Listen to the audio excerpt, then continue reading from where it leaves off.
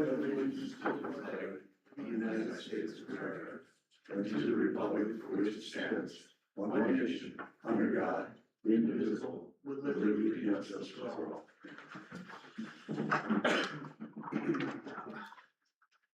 Morning, everyone. Approval of the minutes. Did you guys get a chance to look at the minutes? I did. Everything looked par? Somebody want to make a motion to accept the minutes? I'll make the motion to accept the minutes. Mr. Miller makes a motion to accept the minutes. There's a second to the motion. I'll second. Jim Vanderwerf seconds it. All in favor? Aye. Opposed? Motion carried. Approval of the agenda. Is there any additions? I want to make an addition to Seaview Farms contracted agreement. Anything else, guys? Brady Weber may be here to talk about, the Lions Club and the rifle range. Okay. Anything else, guys? Do you want that under like old and unfinished business or miscellaneous for CV's deal or? Yeah. Is it like- I would say it should probably go under, Is it the? just in addition to the agenda on Seaview Okay. Farms. Alright, Well, I guess it's on, Is it about the? it's old business about the contracted storage facility. Okay, then it would be old business. That'd be old business. yeah, right? it don't matter, I was just curious if it was something that's gonna talk about later in the beginning or. Anything else on the agenda to approve it? If not, is there a motion to accept it? I'll move. Sergeant makes a motion to accept the agenda. Is there a second? I'll second. Jim Vanderwerf seconds. All in favor? Aye. Opposed? Motion carried. Old and unfinished business, okay, we put that Seaview Farms on there, okay? Anything else that needs to be discussed? We probably should put on that with your truck deal. You want that on there? On that truck rental agreement? Trunk rental. Well, on those trucks that you wanted to trade in or keep them. That's what's unfinished We'll business. just put that under the road, sir. Well, I just, You yeah, wanna just, with you, I'd you say wanna under- just that- address we'll it? We'll just talk about it later. Cause we already approved the agenda, so we should. Okay. If everything is okay, we'll move to item 1. Kenny Jokum, follow-up from the September 2nd, 2025 meeting regarding a section line matter from the southwest of section 17, township 132, range 76. Is Kenny in there? Nope. He's on at 9:10. Oh, yeah, we're a little early. 9:10.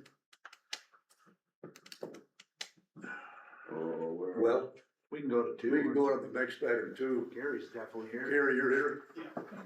Sheriff Sanders, discussion of possible action regarding the expiration of the sunset clause on April 27th of 26, related to the additional compensation provided to the sheriff and chief deputy sheriff for extra hours worked for work to maintain required services during the staffing vacancy. Chris looks like he just got off the night shift a little bit. There you go. Okay. So the information there is just a summary of the last 2 months. Basically, the last time we met on this, it was proposed that we just take a vacant deputy position, split that 2 ways versus paying the time and a half. And that's just a summary of the hours for the last 2 months for both of us and a comparison of the two. So kind of speaks for itself. Yeah.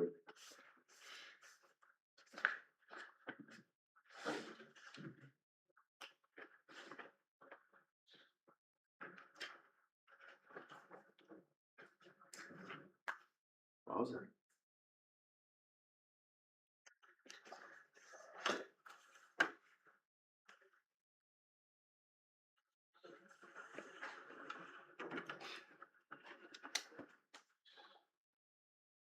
it would be fair to say that your assessment would be that March and April are probably gonna be the same or less time than going forward.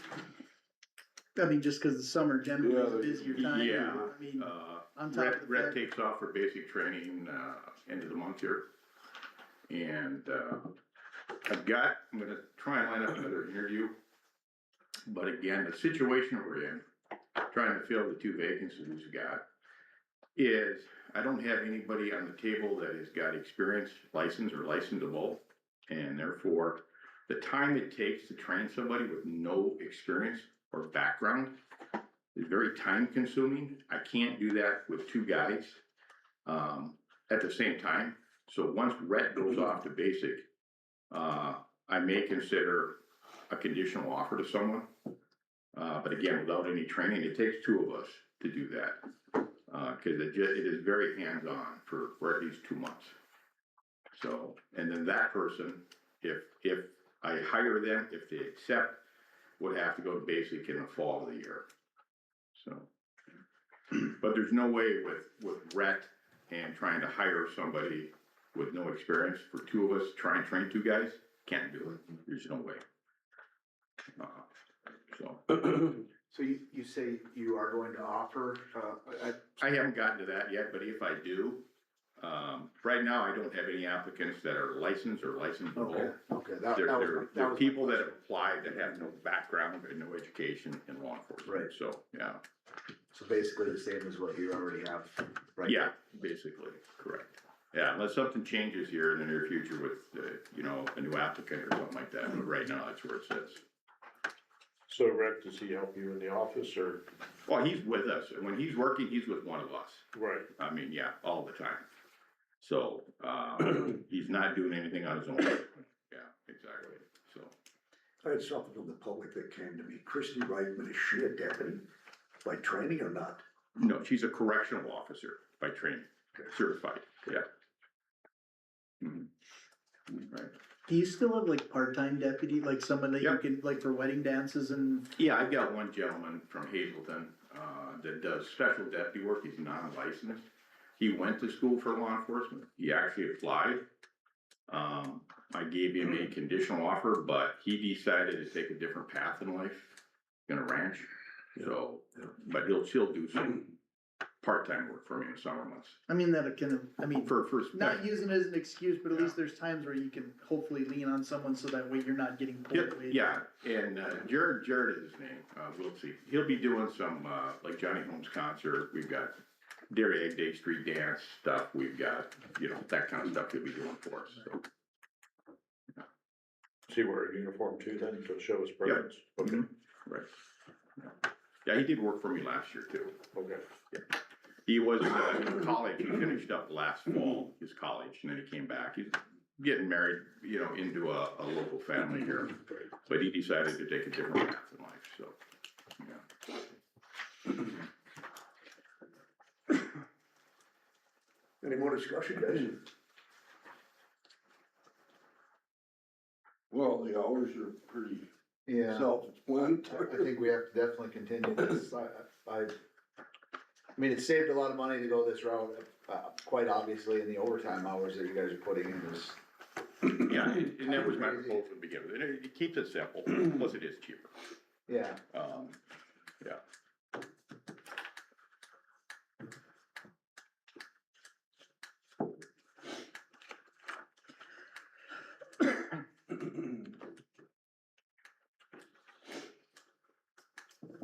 So I presume you need a motion Is to, there a motion to accept it or is there more discussion? well, you'd have to, actually, extend it or?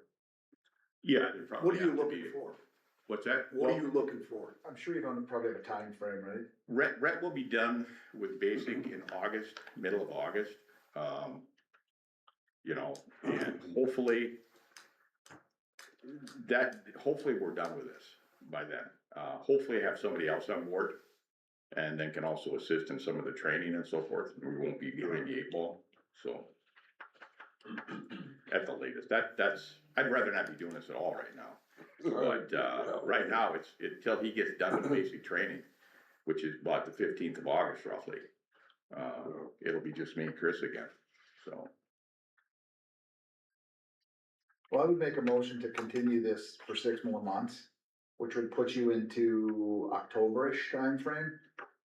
Yeah, Or earlier, but at least we could revisit it then if something happens. I mean, he could wash out, there could be a lot of right. different things going on, and then we could talk about it again after 6 months. And hopefully at that point, Hopefully I'm staffed by that time. Yeah. And it's not an issue, but. like I said, I would make a motion to go for 6 more months, this same process. And and then we can, if we have to, visit it at that point again. I'll second that motion. There's a motion by Gardner, a second by Magrum. I guess I would like to maybe just go for 2 months. And revisit this every 2 months.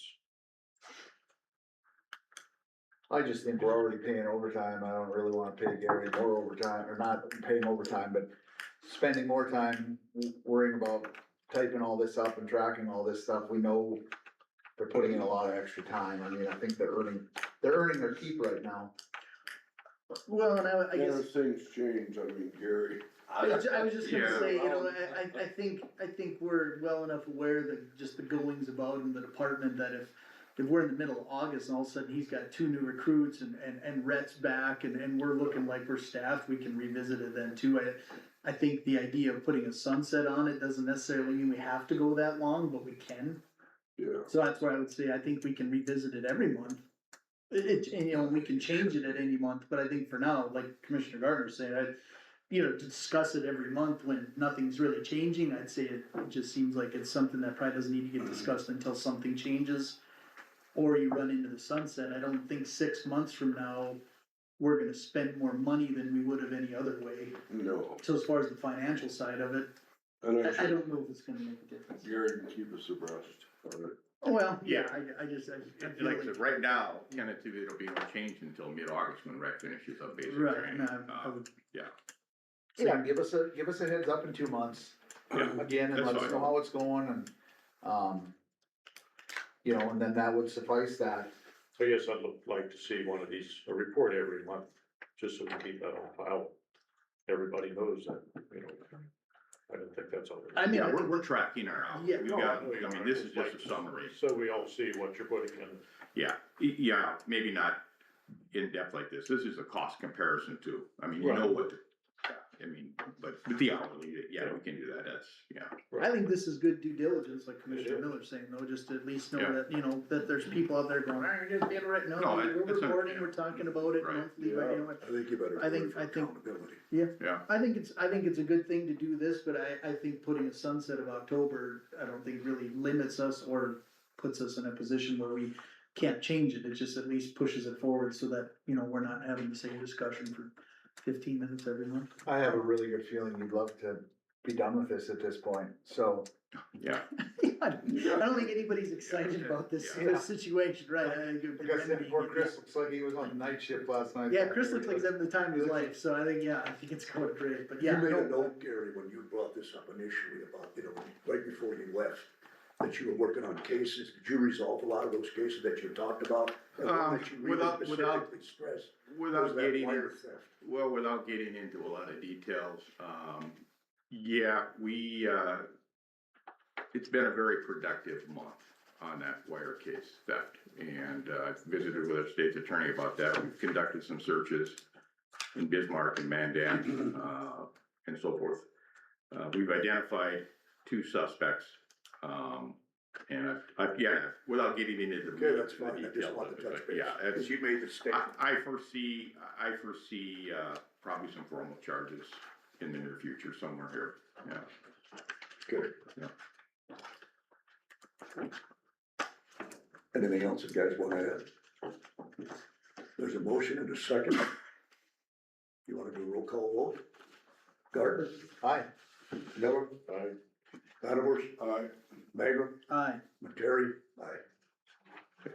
Okay, Thank you. motion carried. Thank you, Gary. thanks, Gary. Thanks, Gary.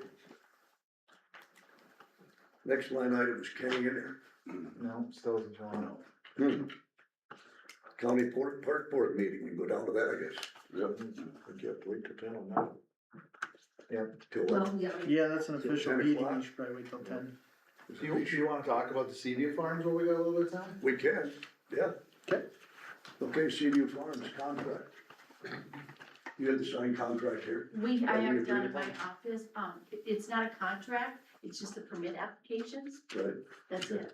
Just the conditional use and the building permit applications. with the agreements of the payments to be made, correct? That's included in our conditional use permit application. We have not received the payments as of, No, and they are starting construction as of yesterday. right. They were doing dirt work out there with 3 scrapers and a cat. Yeah, at the last month's meeting, I brought it up that we haven't received payment. And, Joe, I think, has been communicating with him because he was saying that the $17 million,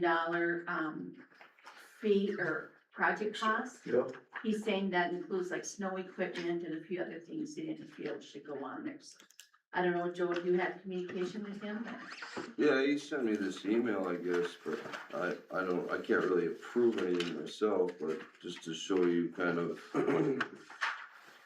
what they're including in this overall cost of the project.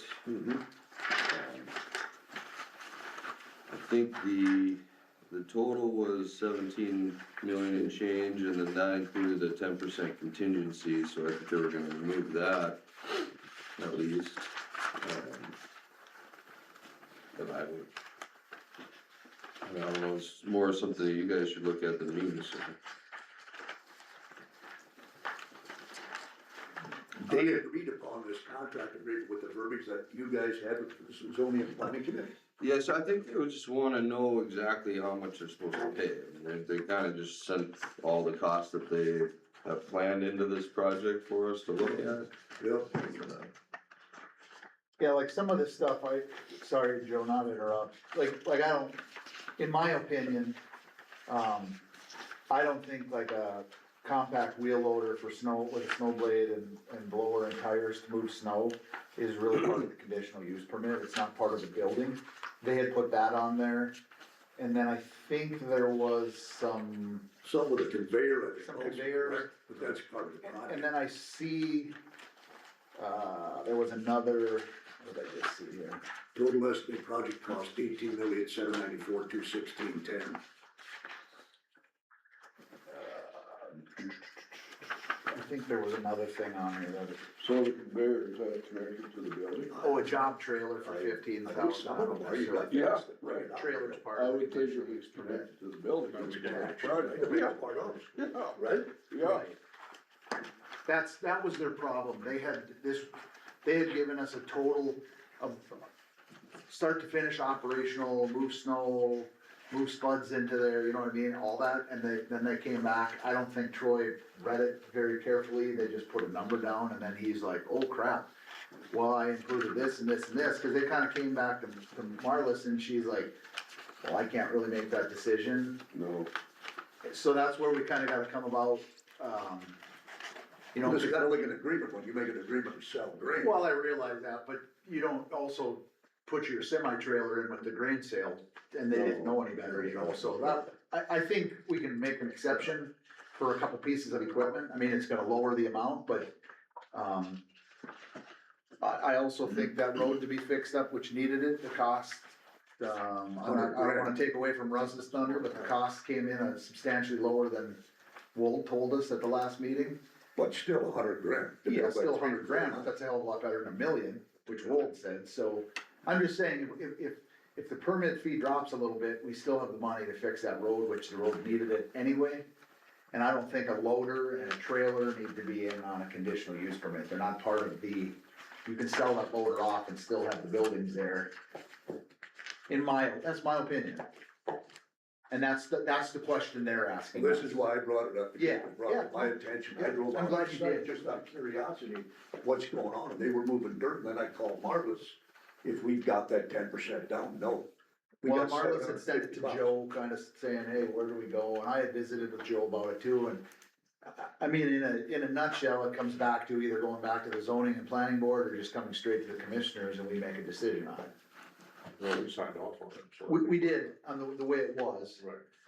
But I mean, I think we can make that adjustment as a board here and move forward. with So how many it. dollars are they looking at to delete from the total? if you look at the very last page, they have the total estimated project cost, including the contingency. They're basing the cup fee,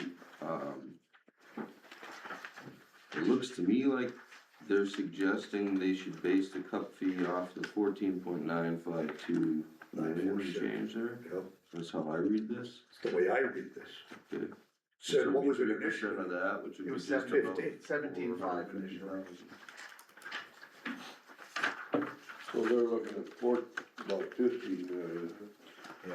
Yeah, instead of 17. Well, so and I dropping don't 2 million. disagree with it, because the only reason I say it is they're putting a contingency in, it's just a part of a project to pay a permit fee on a contingency, just, I mean, that contingency might not happen, like, that's where they're not necessarily disputing the permit fee, they're just, what they're estimating the cost of building it versus, like, if you're gonna pay a permit fee. I think the understanding maybe of some of these companies when they come into a rural county is, it's gonna be $1,000 fee, that doesn't matter, it's gonna be a Simple fee. $25,000 fee. We have a percentage, basically it's an escalator essentially, as this thing gets higher, the permit fee gets Yeah. higher. And so I think what happens is maybe some of these companies maybe just don't quite realize that, they got a million other things going on. And then they're putting it, like you said, there's no way you're gonna pay a permit fee on a wheel loader. No. You're not gonna do that, or some of these conveyors, like a contingency is a total maybe. So I don't blame them for wanting to take the contingency and stuff off, it's not like they're going from 17 million to No. 4 million. They're going No. from 17 to 15, which essentially, I think is. Yeah, if they were really trying to get out of the fee, they're gonna crunch it a hell of a lot more than. What I mean is, I would take it as an indictment of our process, maybe being, maybe not perfectly defined, and so they're coming in with this total cost, and it's like, well, some of that stuff might not ever happen, why would we pay 3% of a permit fee on it? And I think I that's. just had to bring it up, just because. Yeah, well, you're right, no, yeah, no, you're, I'm glad you did, cause it needed to be discussed, and we need to figure it out. I so think that the they know. So that they discussion know moving- that this money comes in. the discussion moving forward is that I think it's pretty easy to see that 10% on a $5,000 project's not a big deal, 10% on a $5 million project is, and so. Big deal. We probably need to clarify a definition, like, we want maybe what you would call a rough building cost, because, I mean, are we gonna audit these projects after the fact? I would say no, I don't think it's necessary.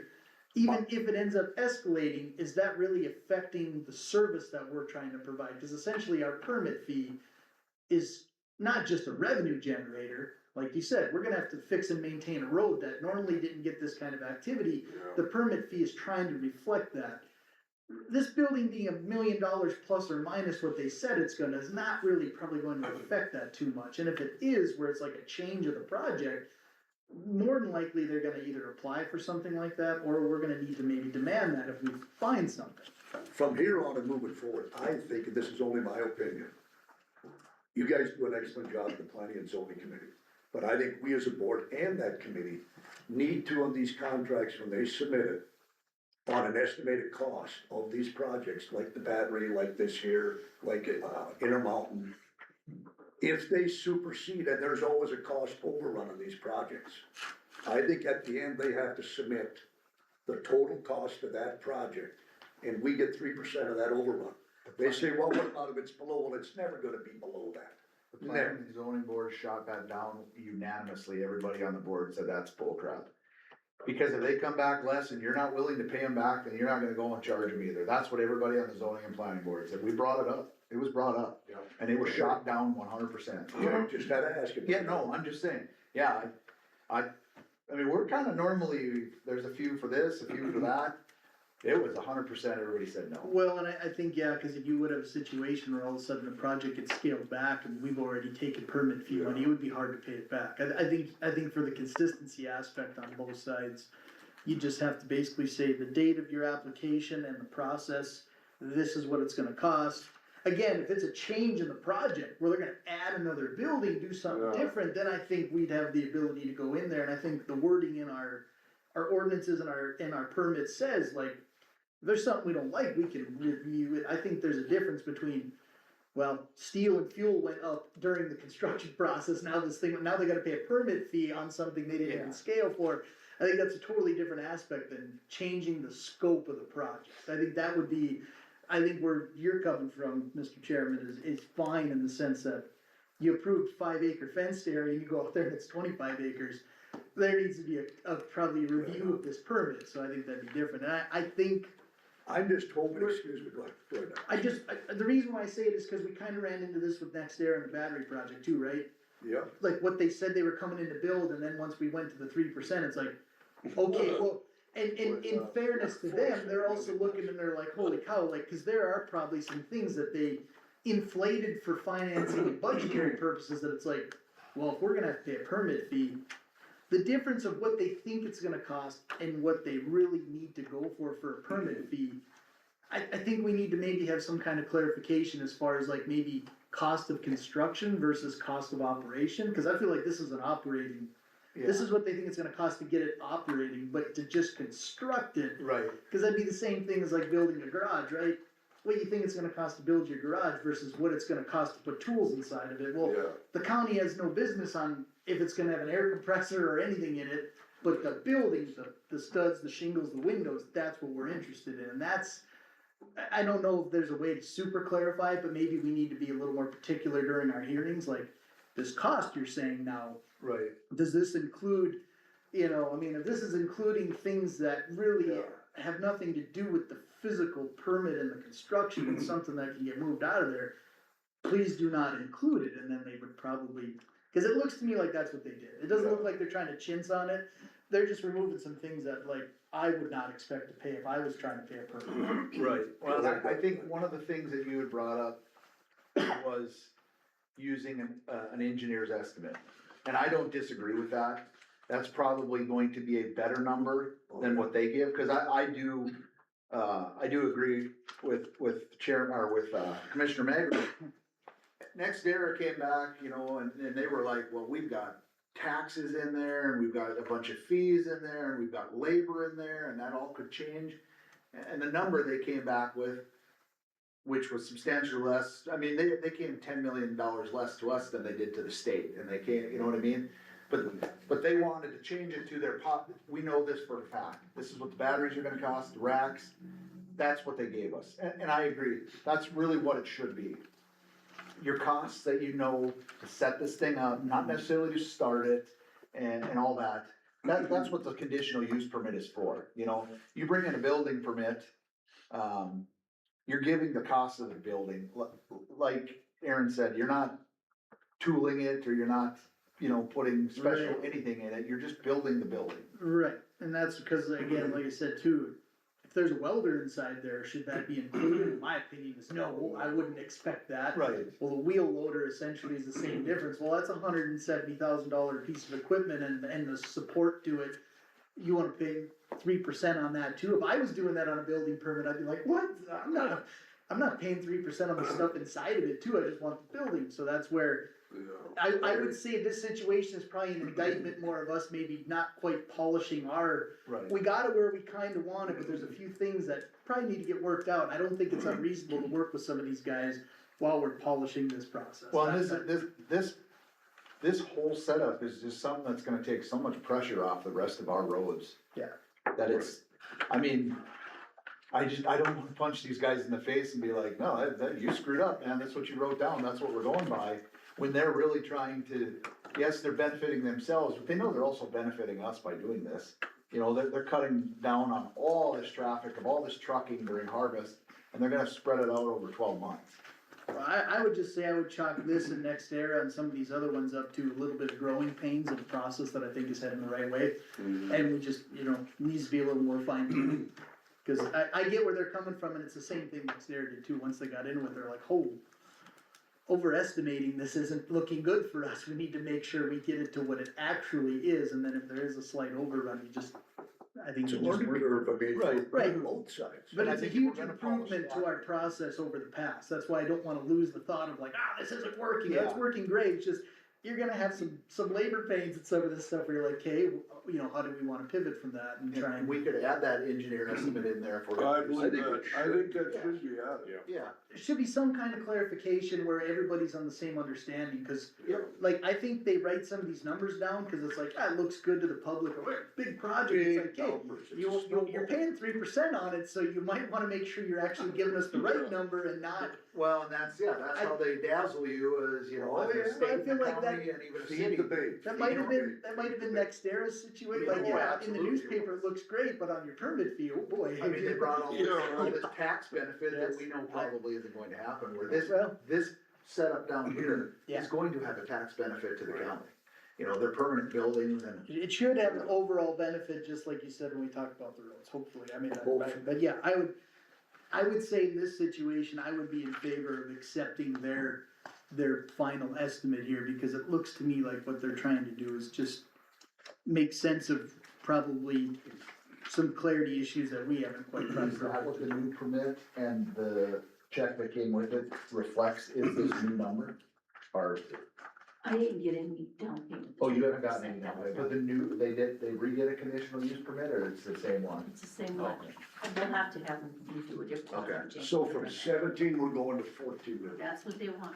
But it's pretty close. Well, it's almost 15 million, Dan, it's only 48,000 Okay, short, just so, that. well, I know, but don't make it look like too bad, it's not as bad. Well, I just don't want these companies coming in, they're coming to us. And I don't want them coming in knowing there's gonna be a 3% on the total project, and they Yeah, But they're not- snowball. but they're not under. And I hope they're not. They're just taking some stuff, I mean, they're taking a loaded off and stuff like that, like I said. But you I'm talk just about making a grain, point. you go to the elevator and you sell your grain, they're not gonna keep your trailer or your semi. True, but I'm just making a point, Yeah, I no, signed a yep, contract, you sign a yep, contract, yep. you're bound by it. And I think that goes back to what Magrum said, is we probably need to make sure that there's a better understanding in that Yeah. conditional use permit application. Yeah.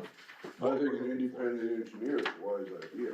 Yeah, I think you gotta do it. Right. Well, Yeah, in this we'll case, add- we'll maybe, add they probably have some kind of architect or engineer working on it, Yeah. like a cost that would incur to literally build the structure they're designing. Yeah, yeah. Versus what it takes to operate it would be a, Some type of a breakdown, I think we need to ask for, even if they don't hire an engineer firm to get an engineer estimate. Yeah. Something like what they just gave us with that permit would be very nice, cause then we could've went through it with a fine tooth comb and said, well, you really wanna keep that loader on here? Cause it's not really part of the structure of what you're building. We should have that in our zoning then, about equipment.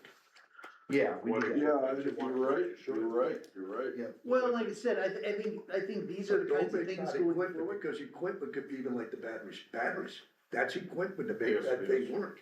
Well, but that's the whole part of the project. Right. I'm Moving just snow saying, isn't though. necessarily, you know what I mean? Yeah, you're Be right. careful of your Yeah, verbiage. Yeah, Well, and I think this is a great conversation to be had to go through this, because even as the planning zoning is developing and becoming more sophisticated, which every meeting they are, I've done nothing but applaud them for what they've done. This is a good example of like, as a part of your process or the public hearing process needs to be probably an in-depth. You know, when you're talking about a permit fee of this size, there probably just needs to be more conversation about it now, you know, like obviously like, wow, just make sure that we don't have any discrepancies with you, because what we're expecting and what you're expecting needs to It needs to come together, so if you're throwing this number on here, have you reviewed that number? And we would like a breakdown, not so much to hose you, but to make sure that you're not overpaying, or 6 months into the project, you're coming back and going, whoa, we Whoa. overpaid. No, this is the deal, and so I think this is just a great example of something that, you know, is not a big problem, but something that just needs to get, you know, I don't want thoroughly it to vetted. happen. Yeah. Like what happened in Hazelton, when somebody comes in with all this fancy talk and lingo, and like the project out by Senex and the one downtown with the funny building that, you know. Yep. And people got railroad, yeah, and you got a slab of cement for it, and they put the brakes on and pull out. yeah, Right. I don't want that. yeah, no, I get it. Okay, I get what you're saying, Dan. And I appreciate all the I don't disagree with you at all. Yeah. I'm just saying, I think this was an honest mistake, and we need to just refine the process to make sure that we can scrutinize Yeah. some of this stuff, and I like the idea you brought up about the engineer estimate. Something should be given to us with the conditional use permit, so we can review the number as well, not just a handwritten number, cause we could have probably figured all this out in that board. And we'd had this, I mean, like you said, they're already moving, but we'd have had this all done 2 months ago if we'd have had this information with it. I think if that process would have happened at the zoning board, Should we change the application? and these guys would be coming to us going, well, we reviewed it, and there's about 2 million that should come off there, then I think we'd be like, oh, well, that's good, you guys vetted it as a, Yeah. like, that's what I'm saying, like, I think this is just a process that and I we respect can you do, guys. so. Yeah, we'll have to change So it's it. gotta be done, and they gotta get So this you 10% want me to into change the it, or total. are we changing it now, or you guys? No, I think we'll bring it up at the board meeting, the next one, and we'll talk about it. Well, I think what you need to do for now is I think you need to make a motion to accept Yeah. this, so that we, because I think So they can move ahead. the reason why they haven't processed the payment is, I don't think they really know what to pay. And I think that's why, I don't think this is negotiation or dispute, I think they're trying to clarify, like, well, what is our fee? And I think Yeah. that's the part of our process that's probably missing just a little tweak. So I would say today, I mean, if we're in agreement that this 14.9 million is reasonable to base permit fee off of, I think we should make a decision today. And I think that they should get 10% in, and they can take whatever the balance is and divide it equally on the next two payments. Sure. But, well, So we get our can, 10%. I can just tell you from experience of working with these guys, they like to operate on Right. specific, so this is like a hang up for them, where somebody else might go, well, we'll give you 10% of what we think, we'll work it out later. They tend to They not wanna like to just operate clean up. like that, and that's why they're being so specific, Okay. is because they just don't operate in So, but I general. think we should make a motion, if somebody's willing to make a motion on the conversation discussed, to accept the 14,952,946. Of that total, if there's somebody that's willing to make a motion, I'd make that motion. Gardner will make a motion to what we discussed on this with the Seaview Farms on the total cost of the project, The new estimated. on the new estimated amount. Is there a second to that? I'll go ahead. Miller seconded? I'm going to abstain due to a conflict of interest. Okay. You wanna do roll call vote, which we'll do? Gardner? Aye. Miller? Aye. Van Horst? Aye. Materi? Aye. Mayor sustained. All in favor? Motion carried. So much for that. Next line item is, Kenny Joker. Well, they should, What? on the Seaview thing, since they started construction, would they pay the 100% down instead of the? Well, they should, yeah, it's the agreement you had, right? Well, there's two different payment options. If the Public Service Commission is involved in this, then it's 10% down. Like it states. And then it's 40% Right. down and then 50%. I think, without that PSC, it's 25% down. It's 25% down, and then it's 50% after the PSC approval, well, there isn't any, the remaining shall be due no later than 30 days prior to start of construction. Yeah, so they they should- 30 days. Yeah, so They they should pay it basically out should. now. 100% it's gotta go. I'm sure- It's all I'm sure due they'll- right They'll now. be fine with that. And they'll, Because they started dirt work, guys, just so you're aware of it, okay? Yep. Okay, all of, it's all, okay, I'd say, okay. yes, From there on, we'll move on to line item 1, Kenny Jokum. Followed up from the September 2nd, 2025 meeting regarding a section line matter from the southwest of section 17, township 132, range 76. Would you like to come up, Kenny? Sure.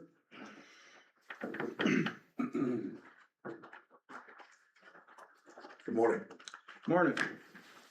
I just wanna do a follow-up on who follows up on the certified letter. If somebody gets one, what do you do with it? Just throw it away or nothing gets done with it? Did you get a letter? I did, Okay. but the other party didn't do anything, respond to it. Yeah, a little backstory. Who's supposed to on follow this. up on this and make sure that it gets carried out? Kenny and I have visited a little bit. I've talked to John McCrory, who's the other landowner on the other section line. He did get a letter. I think Kenny got a copy of it. I've talked a little bit with Joe, Joe. Hanson. Okay. And, the letter basically stated everybody needed to move their stuff outside of the 33 feet.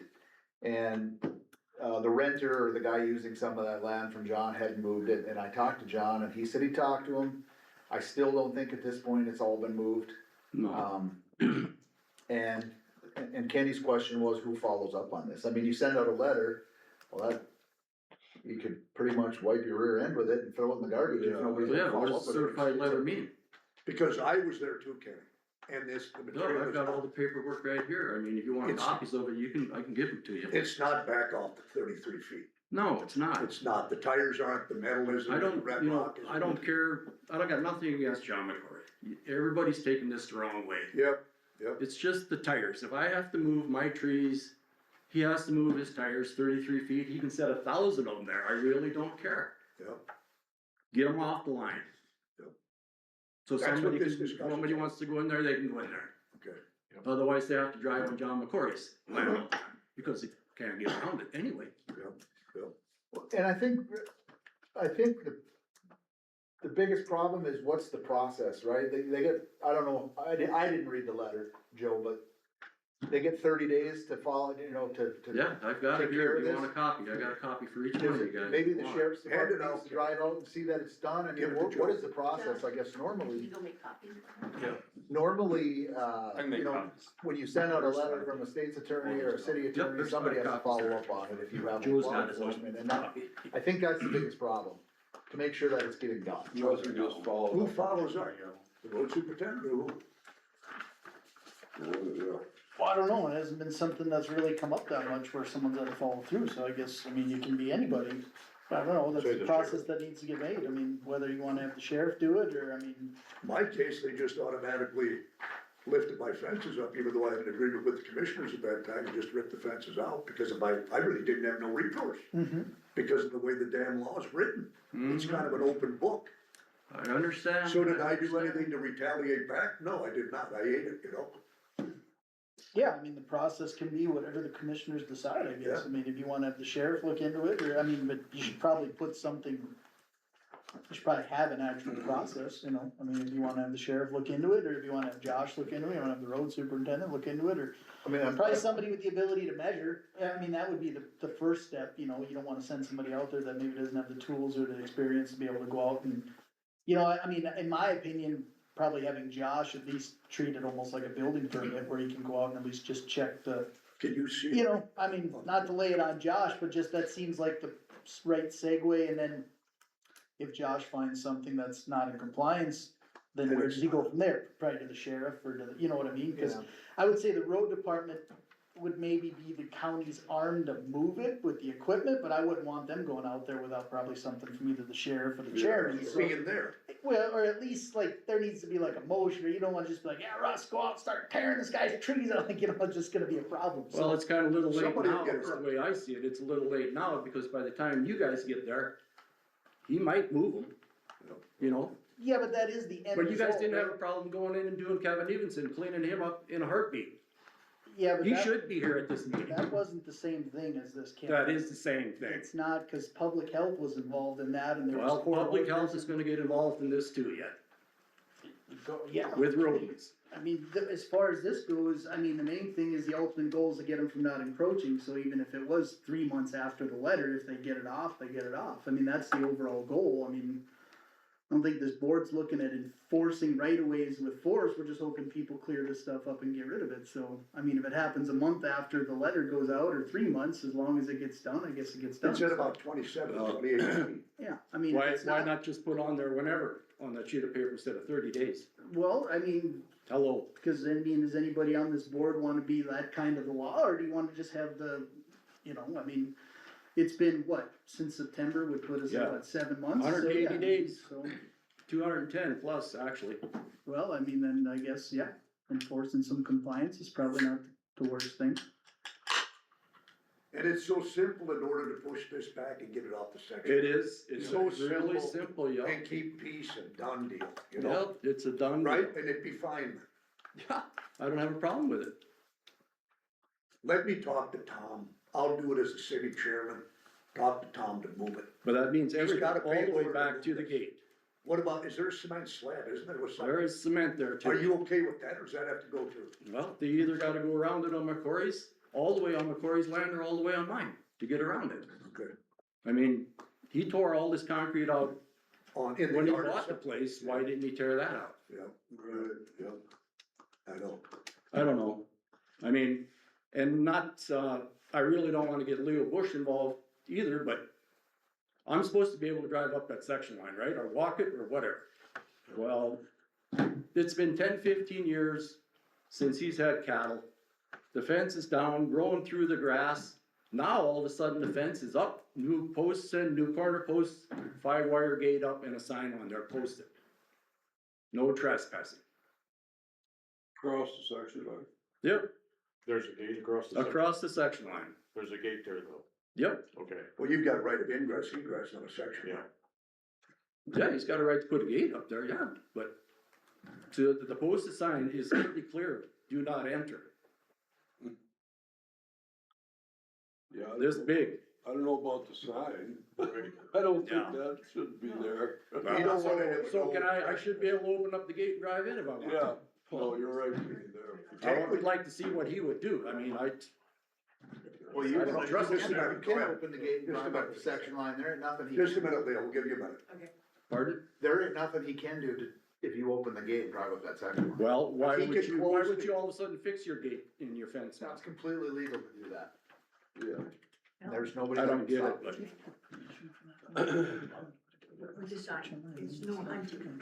I got a sign up there, so no Go hunting, ahead. no trespassing sign, I don't know where he gets the do not enter sign. Well, it's It is kind of like, Trespassing. it's self-explanatory. And that's on, railroad right away, What is? the sign. Well, then you're on railroad land? On my land, on my fence, that's where the no hunting sign is, I don't know where you come up with a do not enter sign. There ain't no. Well, I such just He said said no that, trespass. there's just He said an no expression, trespass. yes. Okay, Sorry, trespass. Don't I have a right? I lost to my no head. trespass sign on my land? yes, you do. yeah. Well, what are you talking about then? Well, not Guys, 10 years let's plus. state your facts, and no argument between the two, but you got a no trespassing sign up, Yes. no trespassing. No trespassing and no hunting, like a regular no hunting sign. There is no do not enter sign anywhere. That was just an expression. Sorry, I lost my head there. If you don't believe me, you can go out and look. But on a section line, you, Frank, Pete, and Leo can travel through it. No matter if it's corn, sunflowers, wheat, soybeans, whatever. Yeah. There's a 66-foot right of way that you can travel through with a 60-foot header on a combine and knock it all down, and I don't gain a dime. But technically, if I understand it right, by law, I can do it.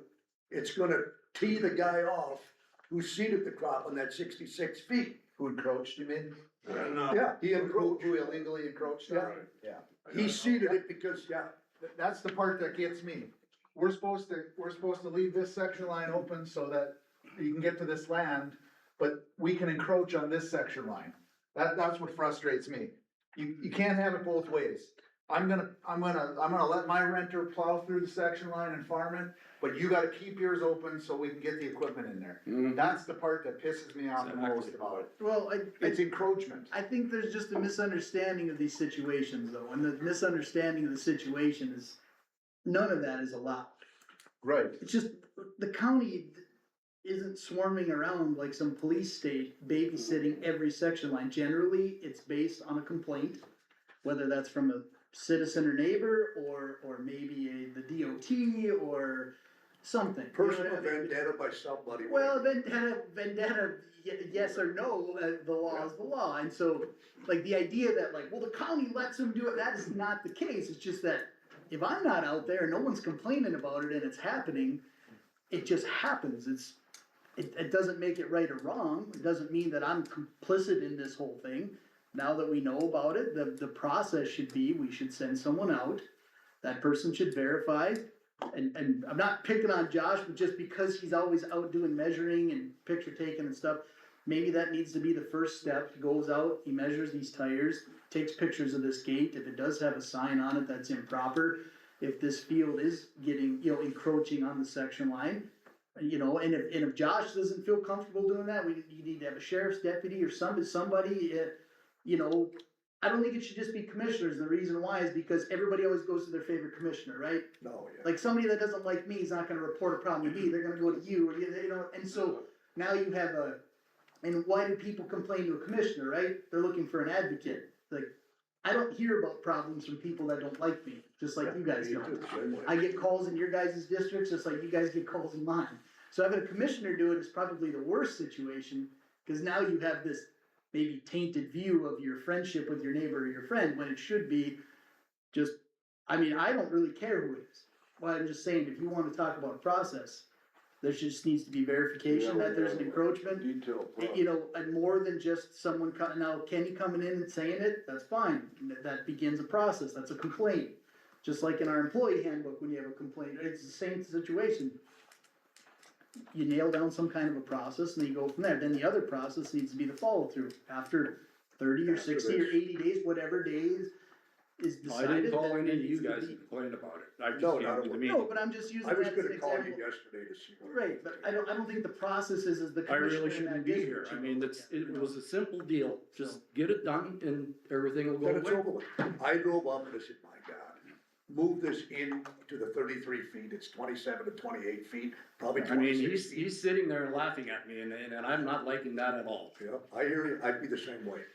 Yeah, I think the sheriff should go out with Josh and determine where that 28 feet or that 33 feet is. Put stakes, done deal. Tom now would have contacted by the sheriff's department, that's my opinion, get it moved back to where the stakes are at. Done It should have deal. been served. It's I think the silence. sheriff should have served them papers. Yep, yep. yeah. What is your agreement, Kev? What are your? Something needs to be done. I've talked to John, he told me he talked to Thomas, I've talked to Kenny, and it's just this, nothing moves, nothing's being done, and it's like the letter, like Kenny said, the letter wasn't worth anything. I mean, and it's getting blown up to be a big problem. All Kenny wants is for both people on that side of the section line to follow the rules. Just follow the rule. Katie just stated, I have nothing against Yeah, any of yeah, them, but I'm not gonna be laughed at as an idiot. Yeah, Right. But I had a guy go in that approach there was gonna come across that land this spring when it was muddy, drive across my alfalfa field and get some stuff. And he ran into Thomas and Thomas told him, well, you probably shouldn't go across here because Kenny and McCory are feuding. So the guy backed out and went around and came through my yard. When he had every right to go in that section line to go across my field. But Thomas shut him down. not even a land. I don't know, He's not even a landlord. Yeah. it's whatever, you No, guys. we just need to come up with Yeah, we gotta- a follow-up on these. I mean, cause there isn't a ton of this type of stuff, like Aaron said, there, Well, I mean, the reason you don't have a great process, is cause generally you send a letter out to some people, a lot of people maybe don't even realize it, like the bulk of the situation usually gets resolved through this process, that, now you have something where there's resistance, well, it's not something we deal with all the time, Right. so there really isn't an ironed out process, it's not that the county doesn't care, it's just, it's like, well, somebody actually didn't move it, okay, well, I guess we gotta resort to plan B, and then plan B maybe has never been really ironed out very well. yeah.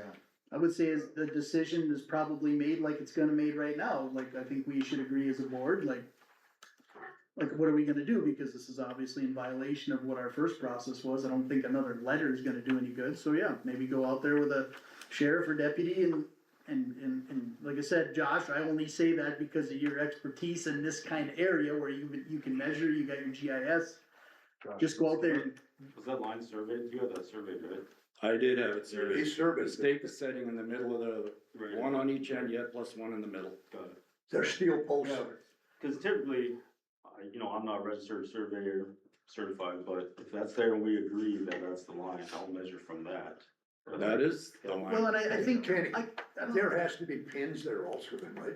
Probably steel pins. I got no idea if that's what they did or what. I Little- got Well, I mean, what I'm saying is, I don't wanna overcomplicate this too much, my point is Josh deals with property lines and stuff, at least based on the tools he has. Yep. That's good enough for me, for Good Josh to enough go for out me. there, if he's off a foot, like, let's face it, if Yeah, I ain't if worried tires about are that if he's off a 32 foot. feet or 36 feet, like, get them off, like, just, Get them all. I mean, it's the same thing like most people build a fence in this county, right? You're told 33 feet, do you build it at 33? I usually build it at 34, maybe even 35, just because my measurement might not be perfect, so. My point is that Josh goes out and says, this thing's at 28 feet, them tires should be at 38 feet, just to make sure, so Get them. Josh doesn't need to be a surveyor. He just needs He to go had, out and do had what he hundred does and on the eighty stuff. days already to get it off. Right. Now you guys are gonna give him another 30 days. Well, I never said that, I'm saying. Well, that's we- what's basically gonna happen. Well, I mean, it's gonna take a little Cause they're bit of gonna say, time. well, we're all out in the field now, can we have 30 days? No. He's got a Payloader's payloader, sitting he there, can get move it that off. stuff. Well, I mean, at the same Simple. time, the point that I'm Half trying hour, to he's make, got it moved.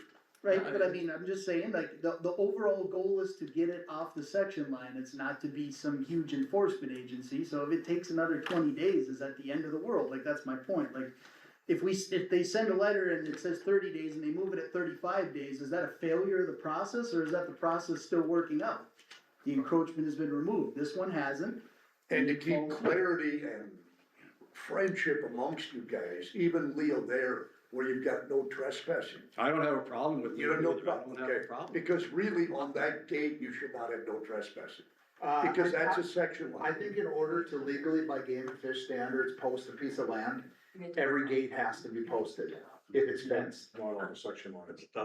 Every gate in that quarter has to be posted, all the corner posts and every gate into that land has to be posted, and that's in the proclamation. Is it okay? Go ahead with it. That gate I got there is not on the section line. Oh, it's not? No. Okay, Oh. okay. Well, and see, this is where I'm getting at. This is This where, is yeah, where the okay, it's not on the verification- section line. The verification Okay. by, like I said, Josh and or deputy to Yeah. escort them and to have some legal There's service some to it. old, no hunting signs and no trespassing signs on a different post. But the one I just put up was, I just left them there because everybody disregards that stuff. Okay, And I It's just put kind it of the on trail, gate, and that gate it's is just on the the trail section into that. line. okay. Yeah. I saw it, I thought it was on the section line. Well, and that's, Not, again, okay. I think the process needs to be defined by, like I said, the deputy, Josh, Yeah. somebody going out there, taking pictures, taking measurements, so that way what Kenny's saying, what Leo's saying, what John and Tom are saying, that it doesn't matter what they're saying, this is what it is, these are the pictures, these are the measurements, Get it this done. is encroaching, this is legal or not, and then you make a decision based on that, and that's where, you know, and I Well, he think, put the gate, if the gate isn't, which I know the gate isn't on this section, on the section line, it might be close to it, but, so, then you still put a fence over the section line. The only reason I can't put the gate on the section line is because the road's got a culvert there and trees. You need to do. well, again, that, Put the it gate on really, the section line. it's really You can the go out. cases. I don't know if is there's a culvert, fence that culvert would have to encroaching be in them trees that are or there. not, you know, and that just That needs to be culvert would verified. have to be in them trees there? Instead of listening to I don't know everybody's if there's excuses as one to in why there. I got something no is or idea. isn't the way it is, what are the facts? So, You can't put a gate there on the section line because of the culvert, there's no way you can get in there with anything if you go, stays right on the. I didn't know there's a culvert in there, I'm not gonna walk down into them trees, to see if there is one in there. Okay, just so there's clarity on that. Okay. But I think, what do you guys wanna do I'd say as a board? give Thomas 30 days to move them, and after that, fine them or something. I would actually just make the motion that I would make the motion that we have I'm gonna just say Josh's name, but with the building inspector, the building inspector and the sheriff's department, whether that's a deputy or the sheriff himself, go out and basically follow through with this complaint, verify the encroachments, get evidence of it, and then based on that, then we can make a decision. We make a decision at the next meeting, or do you wanna have them act on it and get a letter sent out? Well, I don't know if that, whatever you guys wanna do with that, I'm just saying, I think it needs to be verified by somebody other than a commissioner and the landowners, because even in this meeting, there's been multiple differences of why something is or isn't, and whether or not it's legal or illegal, and we have no actual evidence or verification other than just testimony, and I'm not picking on anybody, but memories and emotions and everything play into this when we just need the facts, and that's why I think it's tough to make a decision, cause I've driven by and it looks like the tires are on the section line. That's me driving by on the highway at 35, 40 miles an hour. Is it off by 10 feet, 12 feet, where to move it, I don't know, like, these are things that, you know, this is a process we don't have, but for now, I think there just needs to be verification that there is encroachments, and if they are, what they are, and then from that, I think the sheriff should follow up with the landowner, this letter thing obviously didn't Yeah. work last time. Right. I don't think we need to spend 30 or 45 or 80 days to send out another letter. The I'm just sheriff good should with just call the landowner and say, you've got 10 days to get this moved, or you're gonna get, I don't know, fined or whatever. We had it down in Harriet, we had that, and it got resolved, or just up along the North Dakota border. the only problem I have with the sheriff saying 10, like, we haven't ironed out an actual specific, like, Well, you get what I'm saying, like, Yeah, we're getting in the weeds again on whether we're having a process or we're just doing a case by case thing, like, Well, this they is can always go obviously. back to the letter, that you've got a letter, you've had 180 Yeah. days, you got 15 more to get it moved, or otherwise. Well, I think the commission needs to give that information to the sheriff. Yeah. That's my point, like, Yep, instead of him going out and whether or not he likes them or doesn't like them, they're getting 5 days or 15 days. What did the commission say? If there's a verification of an encroachment, you have 10 days. If 10 days is a good round number, fine with me, 5 days, it doesn't matter. Yeah. We should make that decision here, and then going forward, there probably needs to be a better process for this. I don't disagree Yeah, with Kenny at because all, I don't. It states it right in this letter. Yep. If he's in violation of encroachment, he's got 30 days from the date of this letter to get it done, which he hasn't gotten it done. Mhm. Yeah. So if he's given Well, I notice mean- from the sheriff, you drop what you're doing, you get it off the Yeah, right of way. well, I'd say the other thing you could do is you could have Josh and the sheriff go out and verify it, and if they verify it this afternoon, tomorrow morning, you'd have the road department go in and move it, and charge them. It doesn't matter you just need to have something that you're gonna stand behind, and that's why I think the board needs to make a decision, vote on it, it's in the minutes, that was the decision. The sheriff and Josh followed through what the commissioner said, instead of just going, we'll go out and handle it, well, they're gonna handle it 2 or 3 different ways, and nobody's gonna be happy, and then we're back here again, so. I don't wanna take somebody's property and just push it back, you know? Just as soon, like we say, let them handle it, but get it off. Yep, And keep like I peace. say, it can go on to, why can't them tires be on the south side of McCory's land? Why do they have to be right on the section line? Well, why can't they go up on the hill where he's got a foul? He has land over there, right across from where he's got all the tires now, that's his land, why doesn't he bring the tires into town here, by the elevator? Stack them up there, see how far he gets with that. I think it's a great idea, actually. That's a good idea. I mean, it's. No, I just, You're losing my support here. I know what you're up against, I hear you. I I would, appreciate you coming in and how you're civil about it, Ken. Yeah, right. I would I'm make, fine with everything, it just needs to be moved. for the Yeah. sake I of was time, trying I to would make the beautify the motion. land by putting trees up. Yeah, I'd make the motion that we have Josh and the sheriff's department go out and verify the encroachment. Anything that is encroaching on the whole section line, cause we've now had testimony that there's stuff on the other side of the railroad. Verify what the encroachments are, and they're gonna have 10 days to either dispute it or move it. I mean, you can pick a different date too, I'm just 10 days is a round number, what do you want? Go 15. Split the 30 into half. I was gonna say 5.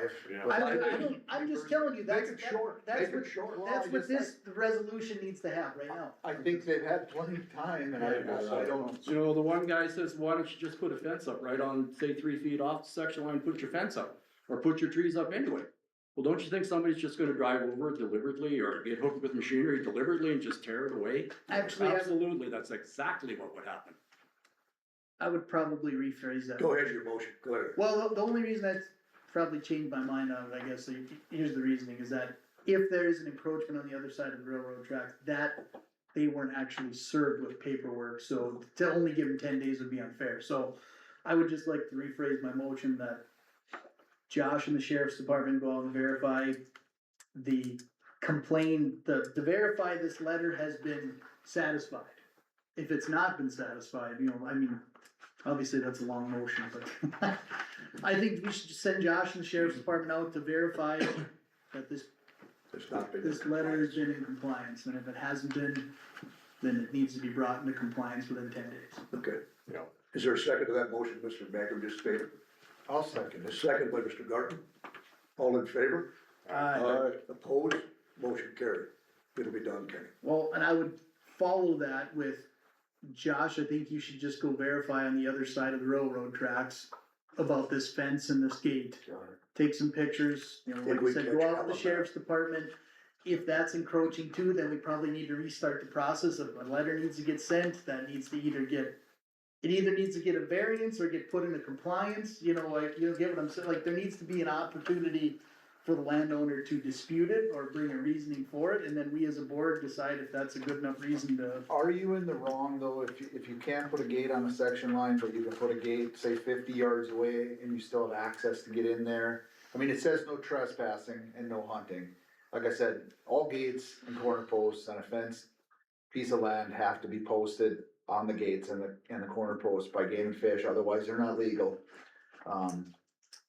My thing is, I'm assuming according to Century Code or something, it doesn't work that way because the section line is stopped and now you're going off of the section line onto private land, so.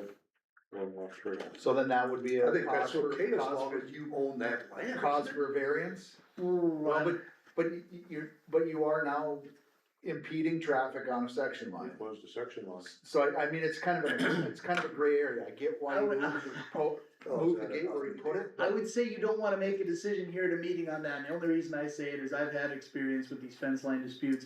There's century code, then there's case law, and then Joe will probably verify that there's just no open and shut decision on fences sometimes. Like, even though, like, you could just interpret it one way, I would say, let's just use it for example that Leo does have a fence that's not in compliance.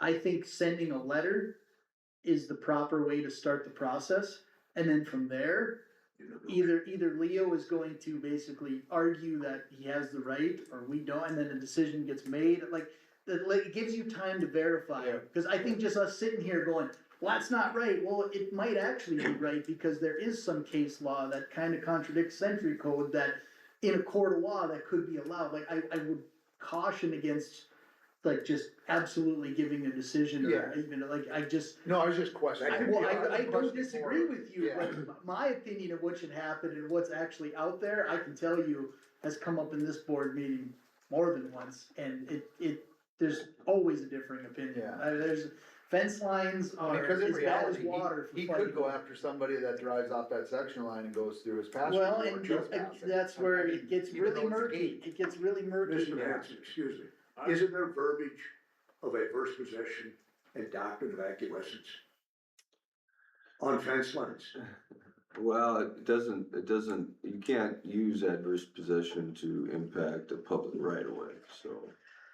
If we're talking about a section line, that wouldn't be relevant. We're talking about two neighbors' land, you know, who owns what, then it would be relevant. I would also, but I would also argue that there are decisions about fence lines that shouldn't get made in a county commission. Yeah. Yeah. But my point being that there's a difference between telling someone to move a gate for a section line and telling someone to move a fence because of a property line. That is a whole nother, it honestly, something like that is really like a civil matter. There's county ordinances that you can make a ruling on, but to just start going, well, you're encroaching on something that's, if it's not public right of way, really the county shouldn't be ruling on, that's my point, like, so. This fence has a ton of different questions that probably need to get verified by one of our people first, to at least give us some information. Okay, go ahead, Leo, excuse me. Are you trying to tell me I can't farm on land that's section line? Am I saying that? Yeah, are you guys telling me that, or you? Well, no, I'm not telling you that, You know that. the law is you can't farm through a section line, I mean, it's encroachment, it's no different than having tires on a section line. Farming the section line is the exact same thing, is what I'm And saying. you're telling me I can't farm? I'm not telling you anything, I'm telling you that it's encroachment, that's all I'm telling you. Cause you're not the only one doing it in the county, and nobody's prosecuted, I'm We've been just. farming that land for 100 years like It's this. not about farming it, that's a section line that runs through. And basically what the chairman said is, if somebody decides to come in with a 66-foot Header, Packer, I'm gonna say a Packer, and drives through that field, there isn't anything you can do about it. 'Cause I agree with that. Yeah, yeah, I'm just saying that farming through it is encroachment, that's all I'm saying, Leo. I don't agree with, this section line has to stay open so I can get through it, but I'm going to farm my section line, and I'm not just saying it at you. I just don't agree with that, with any of it, but we do not prosecute encroachment unless it becomes an issue with another landowner, so I'm not saying you can't farm it. you farm it on I'm both not saying sides. anything. Nope. So you can farm it, I feel, but if somebody drives through the pickup, say, You say a gate has to be on the section line? I didn't say. We're gonna have somebody come out and verify all that, we're not making any. You're gonna have to do a lot of dirt work before I can get to that gate. And we're just gonna make sure that it's however it needs to be done, that it's done. Yeah, no, we're not saying anything, we just need to verify it. That's what we're doing. Okay. Yeah, Yeah, we're not looking for a fight. yeah, no. Well, not at but it's just the one thing to remember when it comes to these section lines, it's not the county's obligation to provide access or to provide the quality of access or anything, it's our job to keep the encroachments off the section line, that's it. If there's a giant washout in the middle of that section line, the county really, to my knowledge, has no obligation to fix that washout. It's not our obligation, like, that comes back to the discussion we've had about the county road system. The county commissioners, at its discretion, can decide what's a part of the county road system and what isn't. A section line is public access granted by By the state law, like, but the quality of it is not up to the county. Walking access counts as public access. Right. So That's been just farmed. because you can't get your tractor through it, does not mean that the county has to go out and fix that section, that's all Yeah, so if you can't fence that section line, we don't have to make it level so you could get a gate or a fence on it, you just can't have it there, that's the rule, Right. that's the law. That's the homestead, isn't it? The Bosch homestead. Yeah. Yeah, and that was farmed, I'm sure they went back and broke that prairie Yeah. and farmed it. Yeah, I agree. Yeah. 100 years ago, It's a farm like this, and now he comes around and tells me, just because he needs to plant a few trees on a section line, I mean, you got no other place to plant trees except on a section line. It's the end of my property. Hello, What do you mean, yeah, you're. Why, who bought the land? Who pays for the taxes? I do, not the county, not you. yeah, I play paying taxes too. on Duh. sections. Let's leave it at that, guys. It's been good up to this point, Well, yeah. argued outside of the, board. We're gonna have somebody come out with the sheriff and get a hold of you and get it done. That's the way we voted here, done deal. Yep. Let's move on. Thanks, Kenny, and thank you, Lee. Yep, thanks for. And Mrs. Bond, Okay, thank you. thank you. Thanks. You bet. You can tell us what we need to do differently. We'll get back to you if we need to do anything, okay? Thank you. Yeah. Thank you. Thank you. Thank you. You bet. Thanks, Leo. We'll move on to light item A in new business here. County Park Board meeting. I do believe you have to adjourn this meeting, or not adjourn it, but do you, You been adjourned? don't you suspend it to go into the county park board meeting, is that We'll how? just go into the. Okay, alright, We just go into, Okay, County Park Board meeting. Usually Andy, is Andy Rice here? Andy Rice should be here, right? Dean Dice is here. Andy's not Or Dean Weiss. oh, Where's Smokes? I don't know. Is he coming or? I don't know, he didn't say nothing to me. I haven't talked to him either, so. Well, if he doesn't come, you have to run the meeting, Mr. Chair. You're in charge, Weiss. No, you Oh, you're in are. charge. So what do we wanna discuss here, guys, with the County Park Board meeting deal? Does anybody have anything to add on the board here? well, you What's the actually, discussion all about? Here's an agenda, I think I said. you actually gotta call the, I don't know, Yeah, I think you got called. call the order, I remember we done it last. And then, Yeah. Well, then we'll call the meeting to order. Approval of the May 6, 2025 minutes. Where are the 2026 minutes, you guys have them? they're right Yeah, I read You it, got it? It's in your packet. Did you I read it? read it, I read it, Yeah, it's in your packet. Next one. First one, right there. yeah, Okay, got it. It should be, yeah, there it is. Right there. yeah. Well, You guys all read it? I make a motion to accept it. Okay, a motion by Jim Vanderwerst to accept. Is there a second to motion? Second. Second by Miller. All in favor? Aye. Aye, opposed, motion carried. Okay, I also sent you guys copies of the budgets, Yeah, what we spent in 2025, the total we spent was $43,429 and Yep. 49 cents. yep, And then in 26, excuse me, you guys, the commissioners approved in the 2026 budget. That's also on the bottom here where, the budget that you guys, approved for 2026 and what we've spent year to date so far this year and what's left. okay. Yep. Okay, And then after that, Langley's Bay. Langler's Bay discussion. Who's here to represent, well, we take care of that, Langler's Yeah, Bay, you right? do. I got a question on Langler's Bay.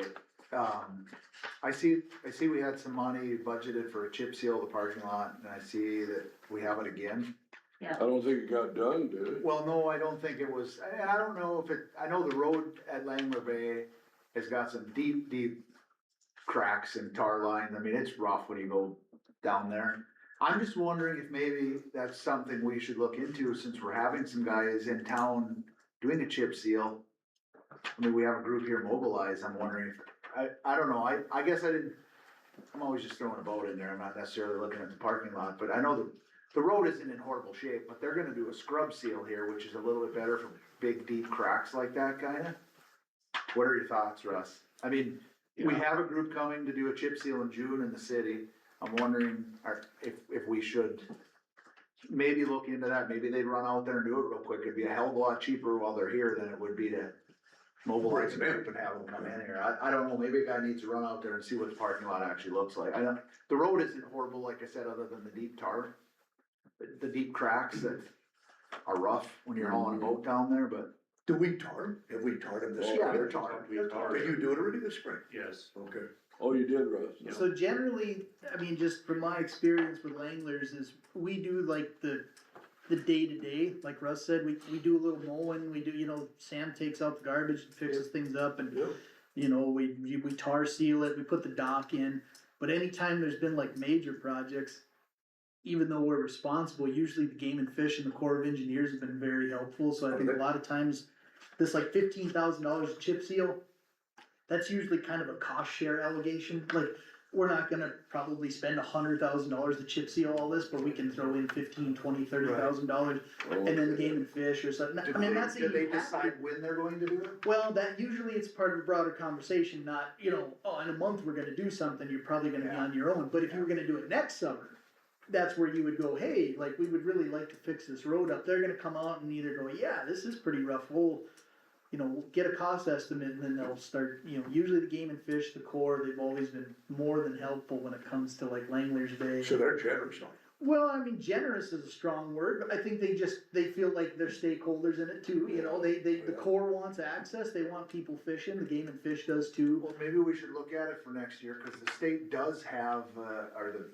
the state is doing a chip seal, a micro milling of 83, maybe that's not the state. But there is a micro milling from Highway 13 south to the state line, they will be doing. This year? Micro mill, no, next year. Okay. Actually, and maybe it is this year. You know. Well, I think it's part of a conversation that, I mean, usually why that stuff is in there Yeah. was just that, Probably Game and Fish wasn't contacted last year, even though on the project. I don't know, I mean, that's the Yeah, thing, I mean, That's probably Well, where, maybe a guy just needs to take a look at it and see if it's something that's needed and. or you gotta have something. I'm just saying, if you go to it too fast, you're probably gonna be on your own. Right, yeah, But if right. you wait a year, you might get half Yeah. of it or 3/4 of Well, it, that's cause a even, big the reason deal. I say that too is even like the road going into Cattail Bay, like from the mailboxes in. We, you know, by the time we worked it out with everybody involved, Game and Fish, Corps, everything, I think we paid $100,000 and probably $1 million worth of road work and stuff there, I mean, they usually have money allocated to jobs like that for Yeah. improvements of access, so. So what's the formality of it? What do you do? Did she or does he send a letter to them? I mean, generally how it's happened before is whoever the road superintendent was or a commissioner knew probably the Corps guy and gave him a call and asked, hey, would you be interested in that, just. Okay, I mean, that's you how could do it's something going. from Marlis, but usually it's just a phone call, usually like Walt used to be the guy forever, now I know they send at least one guy out here. There's been some change of the guard in some of those positions, you know, I'm ready I to ju- every year. Do you know any of them? Well, you do? Okay. I mean, that's usually how it started, was just, hey, we're thinking about doing this, and then it maybe steamrolls into something more formal, but. Do you wanna throw a word out there to these guys? I can, yeah. I mean, that's usually how it started before, was just a conversation, once you get 2-3 guys on board, then it's like, well, we need this letter from you, and then that's when you would kind of. Okay, now that's. You know, and okay. if you wanna do something, and then that's when they would come back and be like, yeah, we're gonna allocate funds, or yeah, we don't think it's that bad, and then they, you You know. know, when John Martin comes in today, we should ask him if SRF funding would qualify. It's a possibility. Might be a good year, Yes, a good year to start, cause if we Special don't get road rain fund, this same- fall and next spring. The same then place we applied for the Cattail Bay understanding Road, is that I don't know We're what that. not gonna use that after July. Well, that's where I'm just saying, those kind of processes usually went from, Yeah, I was just kinda curious, because I know, like I said, the road in probably, not necessarily a chip seal, more of a, I don't know what the hell they do when they do that, when they bring the trucks out and spray that material in the cracks to kinda raise them up and seal them up a little bit, that road is just really rough. I mean, another reason why it's always good to involve the Corps or Game and Fish is you really don't know what encumbrances are on that road either. Like, even though we're the caretakers of it, there might be limitations, they might not allow that spray on there. Yeah, But you know what I'm saying, like, that's where you probably wanna dig a little deeper into the other stakeholders and Oh, then, right. but it's usually also why they contribute funds, is because they have some leasing on that, and it is kind of part of their road too. Right. We're responsible for stuff like snow removal, mowing, tarring, anything above that, it's kind of a No problem. partnership, so. Huh? No gravel when you take your boat up. Yeah, that's nice. That's probably the nicest bay there. Other than Beaver's nice, but. Langlers is nice, it's a Yeah, beautiful there's no piece of gravel. ground, yeah, it's nice, really nice. And then another thing that we budget $18,000 for distribution, and how it's been done in the past, if you guys would donate that to or contribute to the cities. Park. for their parks. Yeah, 3,000, I think, right, we did last year? Except for Strasburg and.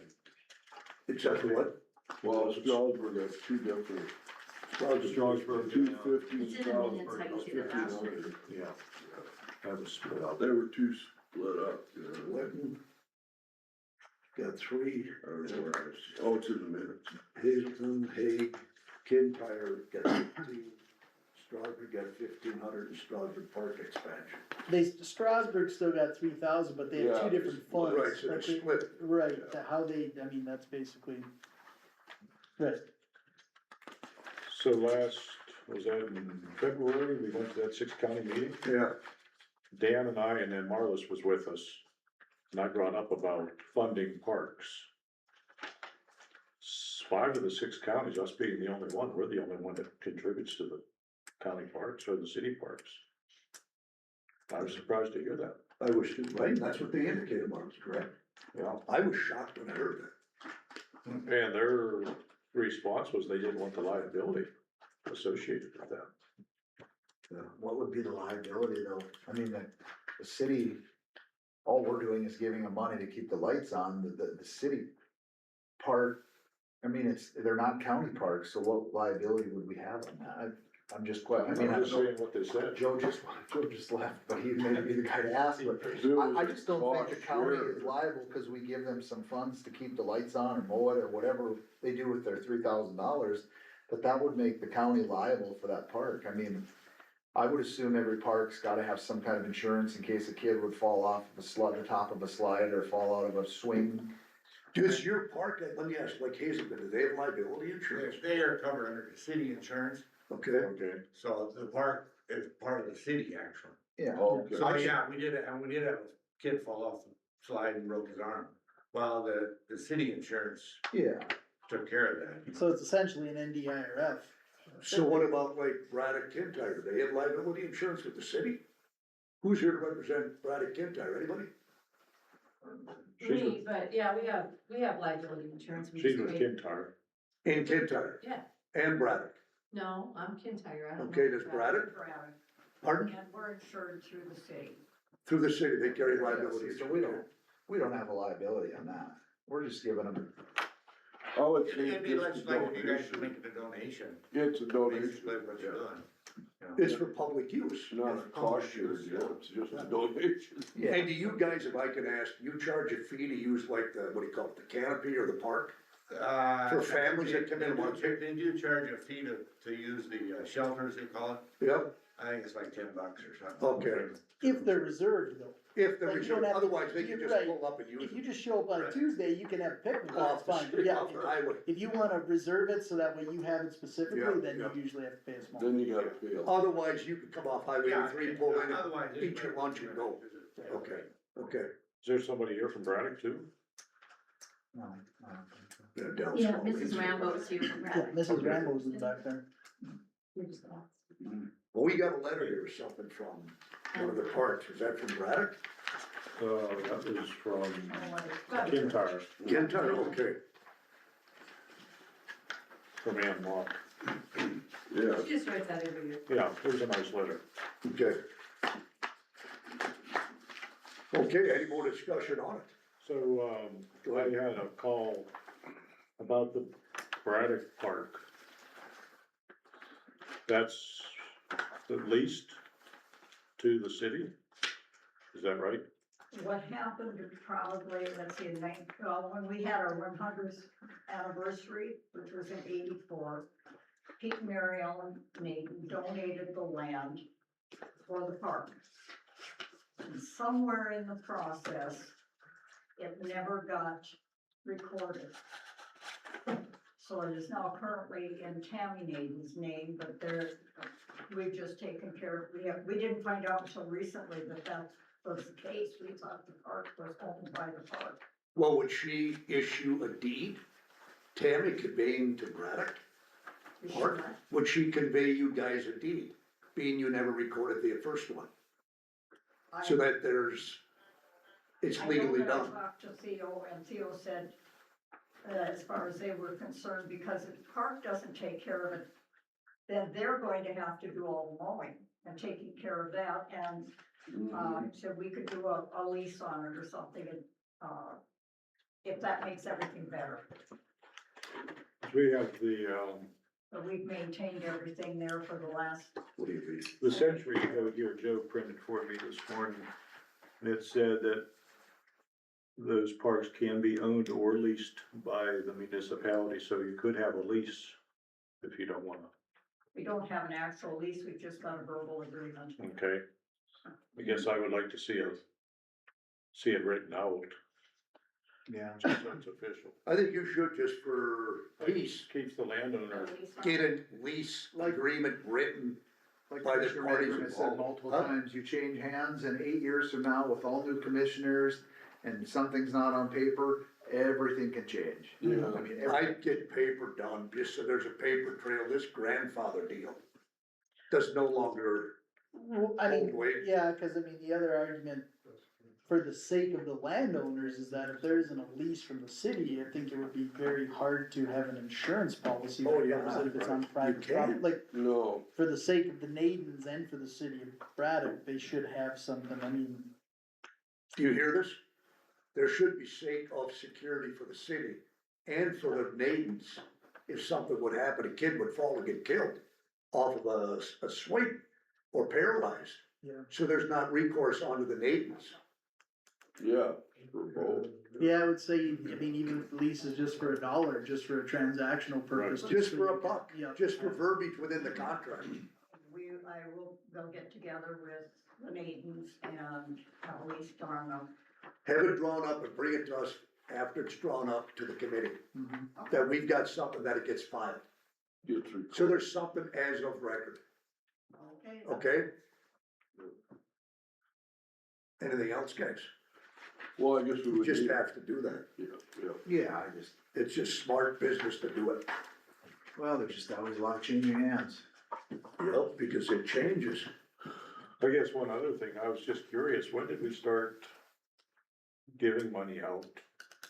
Being that no other counties do this, I was just curious. Well, it preceded me. Yeah, Before you, Oh, yeah. It's been ever since I've been here, and I've been here for 40 years, so okay, it's been a long time, put it that way. I can tell you as a county resident that I've utilized, I think, every park. And I think at some point, and I'm probably not alone in it, because most of these small communities, the people that are coming to town for something are usually not city residents, and so I think as far as a utilization of funds, I think the intent that I've always been told, and Marcy, you can correct me, cause you're probably the only one that was maybe here when it started or even before that, but This before my time. okay, and just to tell you that, like, the idea was always that the money was supposed to get utilized just to keep the lights on, keep the grass mowed, you know, like, if you can utilize those funds and still save some towards an expansion, good for you, but the idea of the county assistance was always just to make sure, like, they got a park in the form it's in, you know, just to keep it decent, you know, and I think they've done that. I've been to these parks, everything I've seen that's new is usually followed a massive fundraising event or a donation from someone else. I think, you know, giving $3,000 to the Kintyre Park or the Braddock Park or Hazelton has all just been well utilized, and it's probably, they're becoming the focal point of some of these towns, you know, just because of like, I mean, Kintyre, I mean, no offense, Core, calling it a town's a bit of a stretch, but there's nothing. but the city park gets utilized, I will say that, like, if you're gonna see someone randomly in Kintyre, it's probably at the By the park, park. I mean, and it's probably people that don't live in the general area, it's probably someone who lives 2 miles out of town that were just like, they took their kids to the park. And kids love that. I don't think giving a couple $1,000 to make sure that someone can at least justify to buy some gas and pay an electric bill to keep a street light on is just, I just feel like there's so many other things you could really pick on if you want to be worthy of taxpayer dollars. And I think the city of Lytton and the Lytton Park and the Strasburg parks are, you know, they're doing well, they're nice parks, you know, and Hazelton is a nice park. I mean, for the city of Hazelton, it's a beautiful park and it's a focal point of several events throughout the year. I think it's a worthy cause. Let me ask you, like, being you with Kintyre, Braddock and Hazelton, if you need equipment for these parks, as costly as it is, can you guys apply for grants to get some of that equipment? As far as I know, they did just put up a new, jungle gym or whatever you wanna call it there in Hazelton. And I think they did get a grant for that, and it was like $80,000. Yeah, it's insane.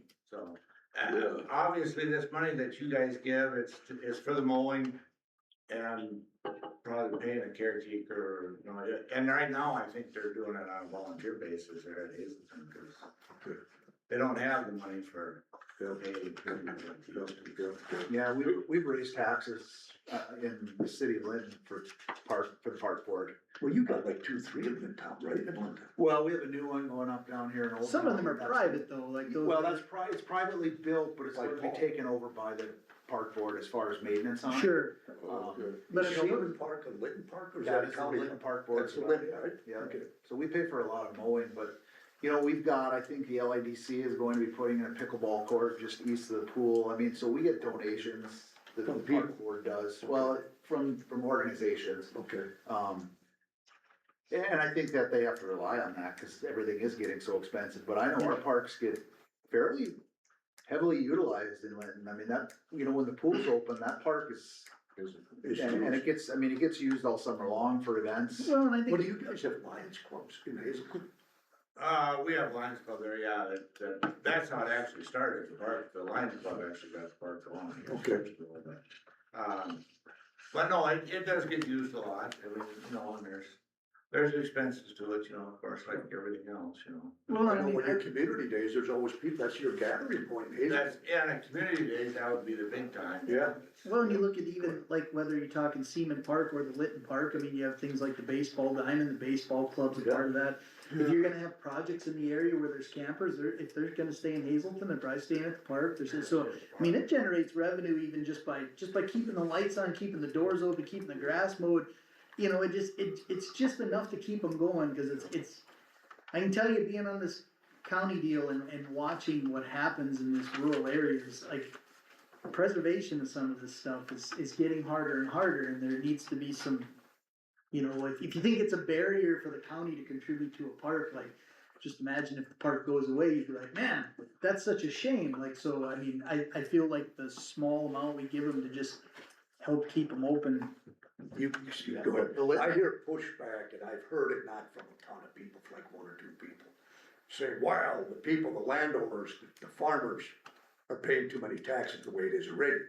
And now to support this park is, come on, guys. When you come to town with your kids and you've got young kids, I don't, but there's young They don't couples realize that do. where their grandkids go to play. Yeah, Yeah. yeah. And, I definitely don't wanna pay more taxes just to see it go to the park board, but on the other hand, if that park is not there, you know, what Where are do they the gonna kids go? do? Yeah. I will say Linton did hire, they have a grant writer,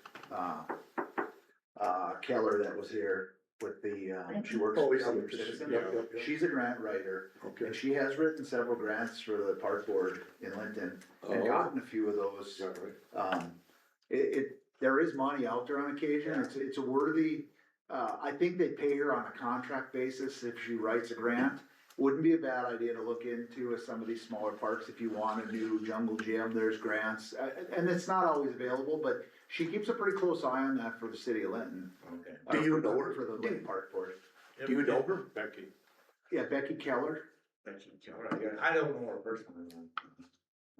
She moved here, didn't she? Yeah, they're in that Lindemann house, Clarence Lindemann's house they live in. South of town. Yeah. And she does a really good job as a grant writer. Becky Keller. Okay. Yeah. What's her husband? Alan, Alan. he works for the park board. Anybody on the Linton Park Board would be able to get you all that information. They use her for grants. Okay, I'll relay that on to the park board. Yeah. Okay, good. Yeah. Any other discussion? Do you have to submit a report of any sort, like you and Mopes had done in the past, or no? I guess I'm not really know, I was just here cause I'm on the county park board, I guess. Okay, all right, okay. Hey, Well- if I could just ask a question, Hazelton didn't send you a letter or anything this year, Didn't receive anything from him. I haven't seen nothing, no. I think, I should remind him of that again. well, the only thing too is some of these letters were part of a past, in the past, people would come to this meeting and then they would say they want a new slide, they would ask for a little more than their allocation, and then it used to become a bit of a competition.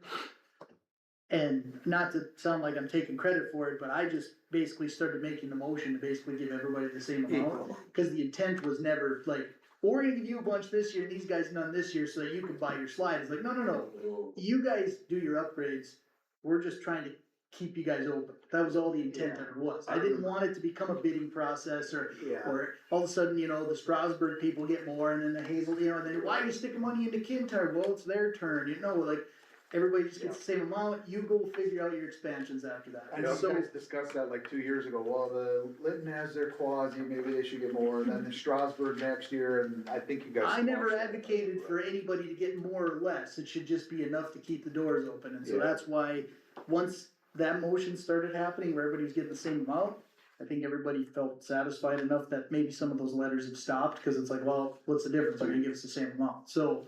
Unless you guys are gonna deviate from that, but then you're gonna start getting requests from every park.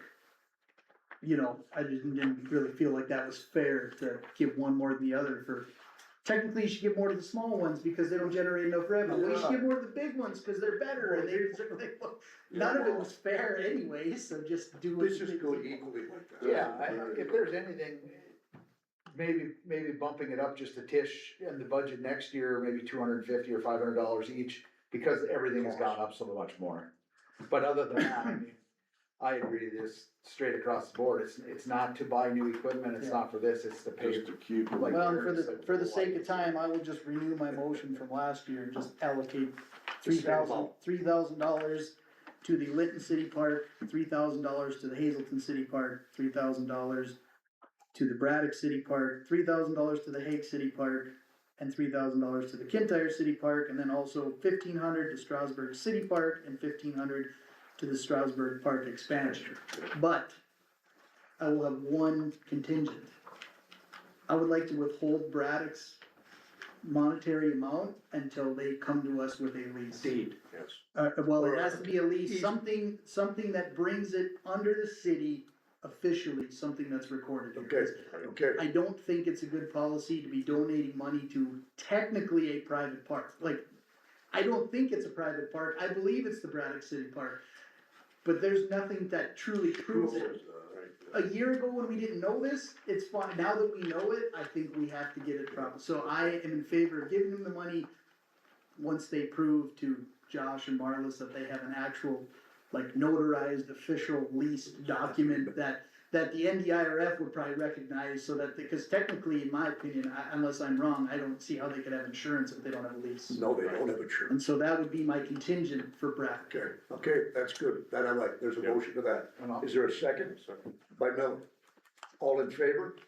Aye. Opposed? Motion carried. Thank you, guys. I guess here now we have to You'd have to adjourn adjourn the meeting. Yeah, I make a motion to adjourn. Mr. Vanderwerst makes a motion to adjourn the meeting, second by Dylan. All in favor? Aye. Opposed? Meeting adjourned, huh? Bill, you don't need a second. He was grumbling about something else, I think, I don't think he's What are you making a second? He'll take it. Okay, you on the minutes. Done. Alicia Stuffle here next, and Miss Nancy Dice. Hi, ladies. Hi, Gail. Hello, how are you guys? Fantastic, how are you ladies? Well, we're a month late because we had, spring conference the last meeting. So we're just brought our quarterly narrative to kind of go over some of the projects we've been working on in our county. So we're thinking last quarter, right? So January through March, just kind of a highlight reel. So on the front page, we talked about our 4-H fundraiser. Did a fun 4-H fur trapping demonstration with Eric Schmidt, the game warden. He's also a 4-H leader in our county, so we took advantage of that. So that was pretty fun. Went out 3 times and we finally trapped a beaver. So 4-H kids thought that was pretty good. Teach them that it's not easy, right? Well, the first day we were out by Tembec, north somewhere up Tembic. And we had set the traps down, we came back the next day and the water went down and so all over. So, yeah, it was a learning experience of like all the things that don't always go right, right? Like real life, kind of fun. You wanna go in and talk a little bit about some of this stuff? Sure. I hosted my private applicator recertifications for commercial, private, and fumigation, to help keep applicators up to date on their certification requirements. In addition to doing Emmons counties, I went up and helped in Burley County because they lost their agent up there, so I did 2 trainings up there. And then I went down to McIntosh and helped the agent down there because she is brand new, so, and we also did our commodity elections for wheat and soybean. Tom Bernhardt is our wheat representative, and Cody Heydrich was elected to be our soybean representative. I facilitated a meeting with the Crop Improvement Association for the new NDSU wheat varieties and soybean varieties that are available. We talked about those. And then Acacia and I wrapped up the kids compost and crops, kids compost crops and consumption program in the school. The last lesson I taught was about the basic plant structure and the different plant parts. And also they learned about the process of photosynthesis, so. Yeah, and we made spinach salad, so they got to eat some food, and we talked about the parts of the plant they were eating and the fruit, the strawberries, so kind of full circle brings her program all the way around the food cycle, reminding our kids what the food cycle looks like. Kind of bouncing off of that, the last quarter, I spent a lot of time doing programming in the school, so one of them was on the move to Better Health Junior. So I do the Linton 2nd grade every year, and then I rotate and do 2nd and 3rd grade every other year in Hazelton and Strasburg, just to save on some of the driving. So this year was Strasburg, and it's always fun. We learn about the different food groups. I brought my air popper popcorn machine one day, and we talked about the grains lesson, and I couldn't believe how many kids have never popped popcorn. Like, they thought that was like the coolest thing. And we talk about, looking at the kernel. It's so cool to show like how a kernel of corn is a whole grain, right? You use the whole kernel, and it just really works to kind of demonstrate talking about some of that stuff. So they get to try new foods, like kiwi was, some kids had never tried kiwi and they love that. So it's always really fun because it's kind of a discovery thing for kids and kind of gets them thinking about their food groups. I know one of the teachers said that the lunch the lunch staff had commented that when the kids go through the line, they're asking like, what food group is this? And they're trying to, so it's always good to hear that they're applying the stuff that they're learning. Yeah, and you intrigued them. yeah, they do tracking, we do a lot of different stuff, so that's fun. Emmons County Safe Night, Extension is one of the agencies that plans that. It's a big night. Emmons County Interagency is a sponsoring agency, which is made up of several other agencies, so the hospital, South Country Human Services, Public Health, our office, we all work together, so I'm always on the planning committee getting that going, and so that's a big event where we bring 5th and 6th and 7th graders from Emmons County to the event, so and just promoting healthy activities and things like that. You can read more about it, but if you have any particular questions, I can talk about that. This year we brought a keynote speaker down. It was somebody from the National Guard, and he talked about kind of leadership and things like that. But the speakers are always based on healthy activities or healthy choices, sort of thing, and giving kids a safe environment. And we end the night with a little dance. So that's kind of the highlight, right, for these kids. It's their first school dance and kind of their only one anymore, I think. Again, just did a lot of different programming this last semester. So did another webinar for the Nourish series. I attended Nancy's farm stress her pesticide training, doing some farm stress. Were any of you guys there? I'm trying to think. No, none of you were there. I didn't so need to yeah. So recertify this year. yeah. So Did you? I didn't either. That means I couldn't pick on you, right? I don't remember, but, At least you told me the test was so tough, so I didn't. and then a stepping on booster, so, yeah, just some different highlights. We're totally in a different gear right now, cause it seems like forever ago, because we're working on the next quarter, but, yeah, we just wanted to stop in and say hello, share a little bit of information, and if you have questions. Well, I remember a year ago, I was at training, and I think that's a nice idea to bring another topic up like that, you know, so maybe it makes a less boring day a little less boring. A boring day a little less boring, yeah, to have a little excitement, but it was, you know, that if you. Well, I won't say farm stress is exactly exciting. I can have a little bit more fun with colon health, but. Yeah, that's what it was. Wasn't real.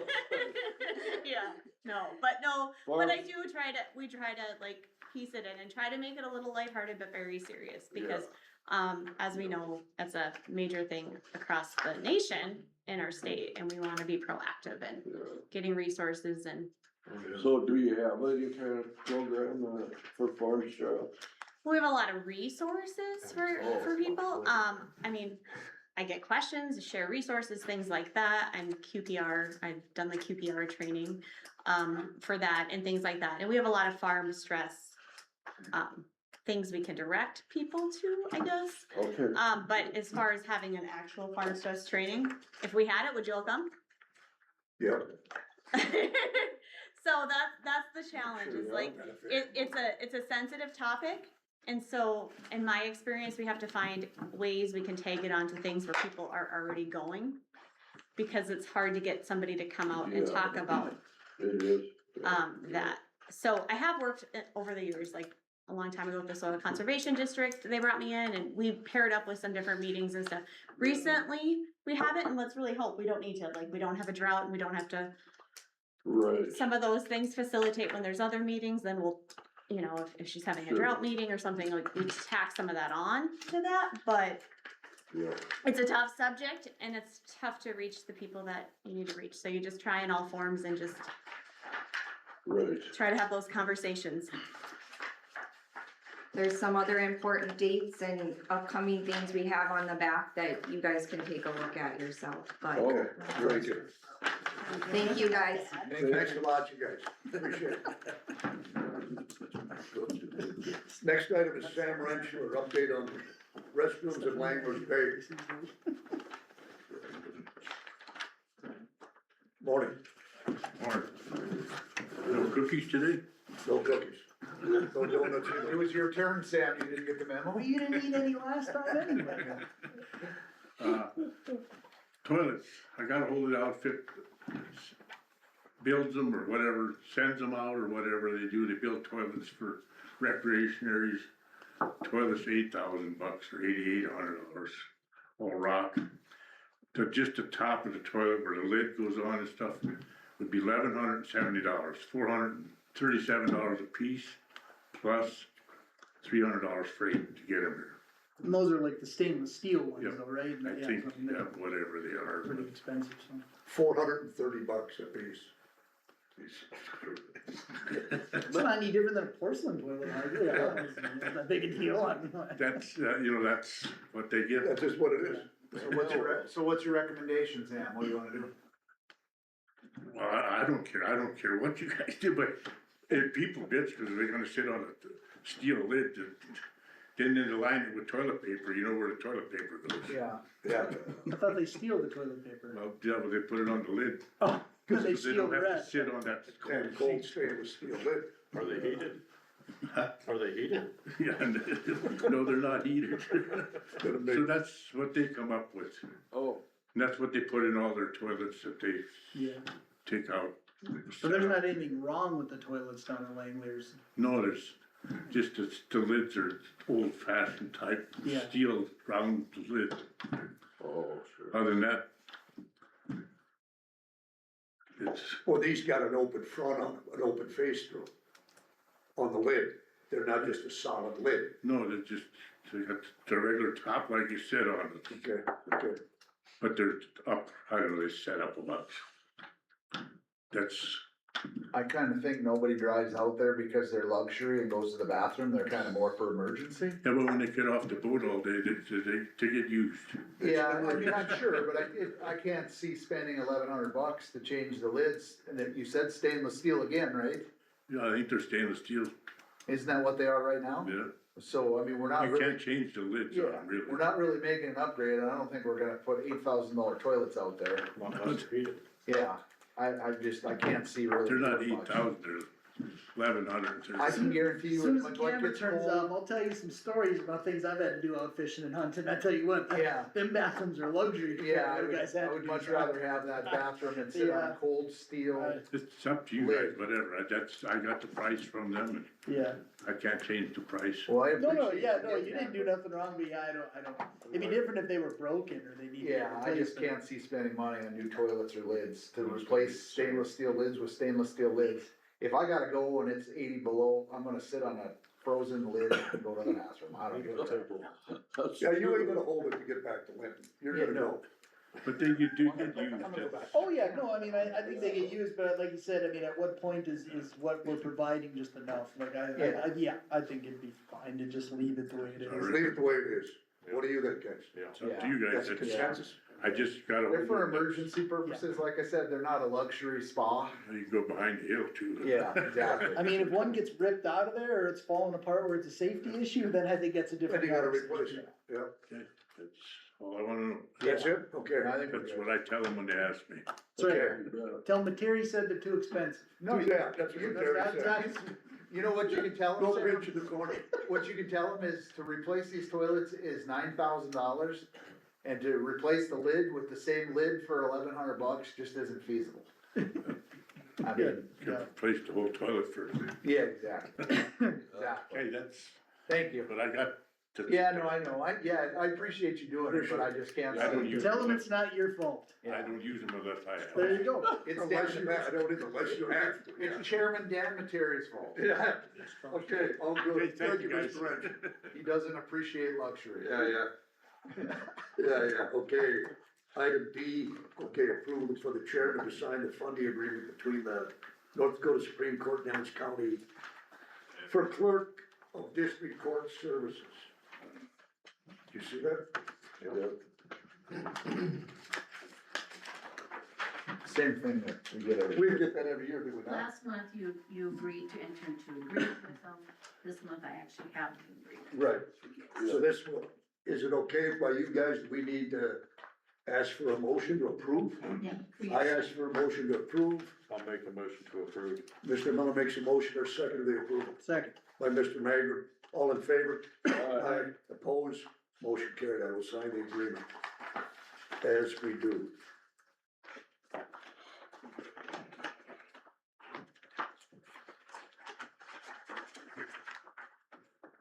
I will hand it to you, Mark. Next line item. Contract between Emmons County and Central Regional Education Association for County Superintendent of Schools. I think this is the same contract we've been entering in for the last couple of years. Yeah, and he does a really good job, and, you know, we've got, Zealand's gonna be dissolving now. No major changes to the Nothing on the verbiage contract of or that. nothing, or? not much. Same deal. What's the county committee for then? Is that involved in this The too? county committee is, what we had to form basically when there's an annexation, that's basically the main. It's just like a board. It's a subcommittee that had to be created for like annexations into the school districts, and then these guys basically administer it because you need to have a county superintendent of schools, and we haven't had very good luck in the past finding people that either wanna do it or are qualified to do it.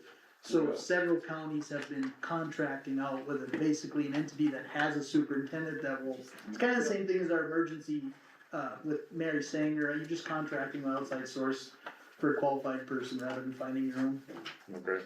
And I think generally it only really costs the county any money when there's like an annexation, otherwise. Only when he does things for us. Yeah, there's really no cost if nothing's happening, so it's pretty beneficial to the county. the most part. So I suppose we need a motion to accept and agree that I sign it? I would make a motion, Yeah, contract. I would make a motion to approve the contract with Emmons County and Central Regional Education Association Okay, there's a motion. for the county superintendent of schools. Okay, second of that, Second. by Jim Vanderboer, second, all in favor? Aye. Opposed, motion carried. Next item is item F, Commissioner Miller, Commissioner Garten, Planning and Zoning Committee updates. We had our planning and zoning meeting last week on Tuesday. And we talked more about the moratorium. And we would like to have Derek Broughton come and speak to us about moratoriums. Have you got any word on that yet, or Mark? I called that gentleman you told me to, and he Right. said he was gonna talk to Derek and get back to me, Okay. and I haven't heard anything back from him. Okay. And we had, 7 out of the 9 members present. Well, we had 8 to start with, then 1 had to leave. So most of the meeting was 7 out of 9. Favor or against? No, we just just in had- attendance. Oh, just in In attendance. attendance. What time of day do you meet, guys? 3 o'clock, and we're going to change that to 7:30 in the morning for our next meetings, Oh, to get it either one end of the day or the other end of the day. Yeah, not in the middle. Stopping in the middle of the day isn't It's working not for good, most no, people. okay. I can understand that. Right, No, So you're gonna have at 7:30 AM? 7:30 AM till whenever it's done, Yeah. we're gonna try to limit it to 9:30, but, you know, which How long- we should, which is it we about should. We- 2 We've been hours? done within 2 hours right. for most of them. And we went over the McIntosh and Divide County zoning book some, and there's some changes in there that do not agree with our county. So we're gonna keep working at that. We actually, And which gave- one? we actually gave Joe approval to go through the Macintosh book and kind of take out some of the stupid wording and some, because there is some in there. I mean, it came from Divide, because they just took it from Divide and they adopted it, but there was some stuff in there, Joe. You was grew like- up in Wishick, so you can call it stupid, I'm not gonna do that, but. Well, No, it's fine, though. There was some stuff in there though that, That wasn't very practical. well, it's No. questionable whether they went line by line and read everything. That there's some stuff in there that basically like Joe couldn't live on his farm because he does not farm and it's over 10 acres, right, Joe? Is that Right. what it was? I mean, need they're conditional use permit. Yeah, stuff like, I mean, there was just stuff Get that was, 3% out of Joe. that, yeah, that didn't make much sense. That he's Yeah, gonna, well, you got See to that tear permit next month. so we're gonna have him go through and kind of cut some of the bull out of it that doesn't apply to us and we Yeah. won't need. And Or like if you sell insurance out of your house, you can only operate within 25% of your first floor. Okay. So you could do it in the 25%. living room, but you couldn't do it in the office room. yeah. I retract my previous criticism, that's stupid. That's what I mean. It's basically that Joe thought is maybe it wasn't read through 100% when it Yeah. was That seems, adopted from that something seems else. really specific and targeted, almost like they were trying to get someone, that seems really odd, yeah. Yeah. Well, aren't they pushing from these other counties adjacent to us for a 3-mile backset, McIntosh is, right? I'm not sure on Logan County. Yeah, I think Logan was looking at adopting it maybe, but I think there's some questions about all that too. Right. I got some letter, and I can't recollect from who, in regards to home rule, that we as the counties need to step up and get everything in place with if I did and see that. when. They said it's not a matter of when, it's a matter of when it's gonna happen. With data centers and all that are coming to this state, you better have your books and all your verbiage in place. Yeah, And that's- don't be sitting and waiting. That's why, Because it's that's coming. why we're working on this, and that's why, you know, we all had, calls from landowners that, you know, felt like we should be looking into moratoriums, and, I personally didn't agree with the moratorium, but like I said, my mind can be changed, and I told that person, we'll just probably maybe have Broughton come in, cause they were, a member of the Northwest Landowners Association, he represents them, and he was at their last meeting and spoke about it, saying that counties probably should get their ducks in a row and maybe get moratoriums written up. And I said, you know, like I told this landowner, my mind can be changed, so let's bring the subject matter expert in, let him explain to us his thoughts on it, and then we can all discuss it as a board and bring it to you guys about a moratorium on all these things, and go from there, so. Because I read on a moratorium is really not stopping, no progress. You're just more or less pulling the handbrake Yeah, tighter yeah. and giving yourself time, more Yeah. time to Well, I really mean, the general idea of a moratorium, to my knowledge, is that you're basically telling everybody you're not gonna accept a permit application on something like that. That's essentially what you're Right, doing, right? Cause right. if you accept a permit application on something you're not prepared for, then you kind of put yourself in a situation where you have to follow through. I mean, you can deny it, you always can. And Right, you can and that's- deny it on the basis that you don't have And that rules, was the so discussion we had with Joe about Right, that, was what our I options are. think a moratorium can be a very useful tool, but it can also get overused just for a reason to not wanna do something when you probably need to focus that energy towards maybe just looking into, there's nothing wrong with a short-term moratorium. I mean, even in Emmons County, we have a solar moratorium. That's the main reason we put the solar moratorium in place, and I believe it was for 10 years. Right. The reason why is because there wasn't another solar farm anywhere. There was one being built. So, well, that one was being built over Richland County, somewhere over by Fargo, Flicker Tail or something.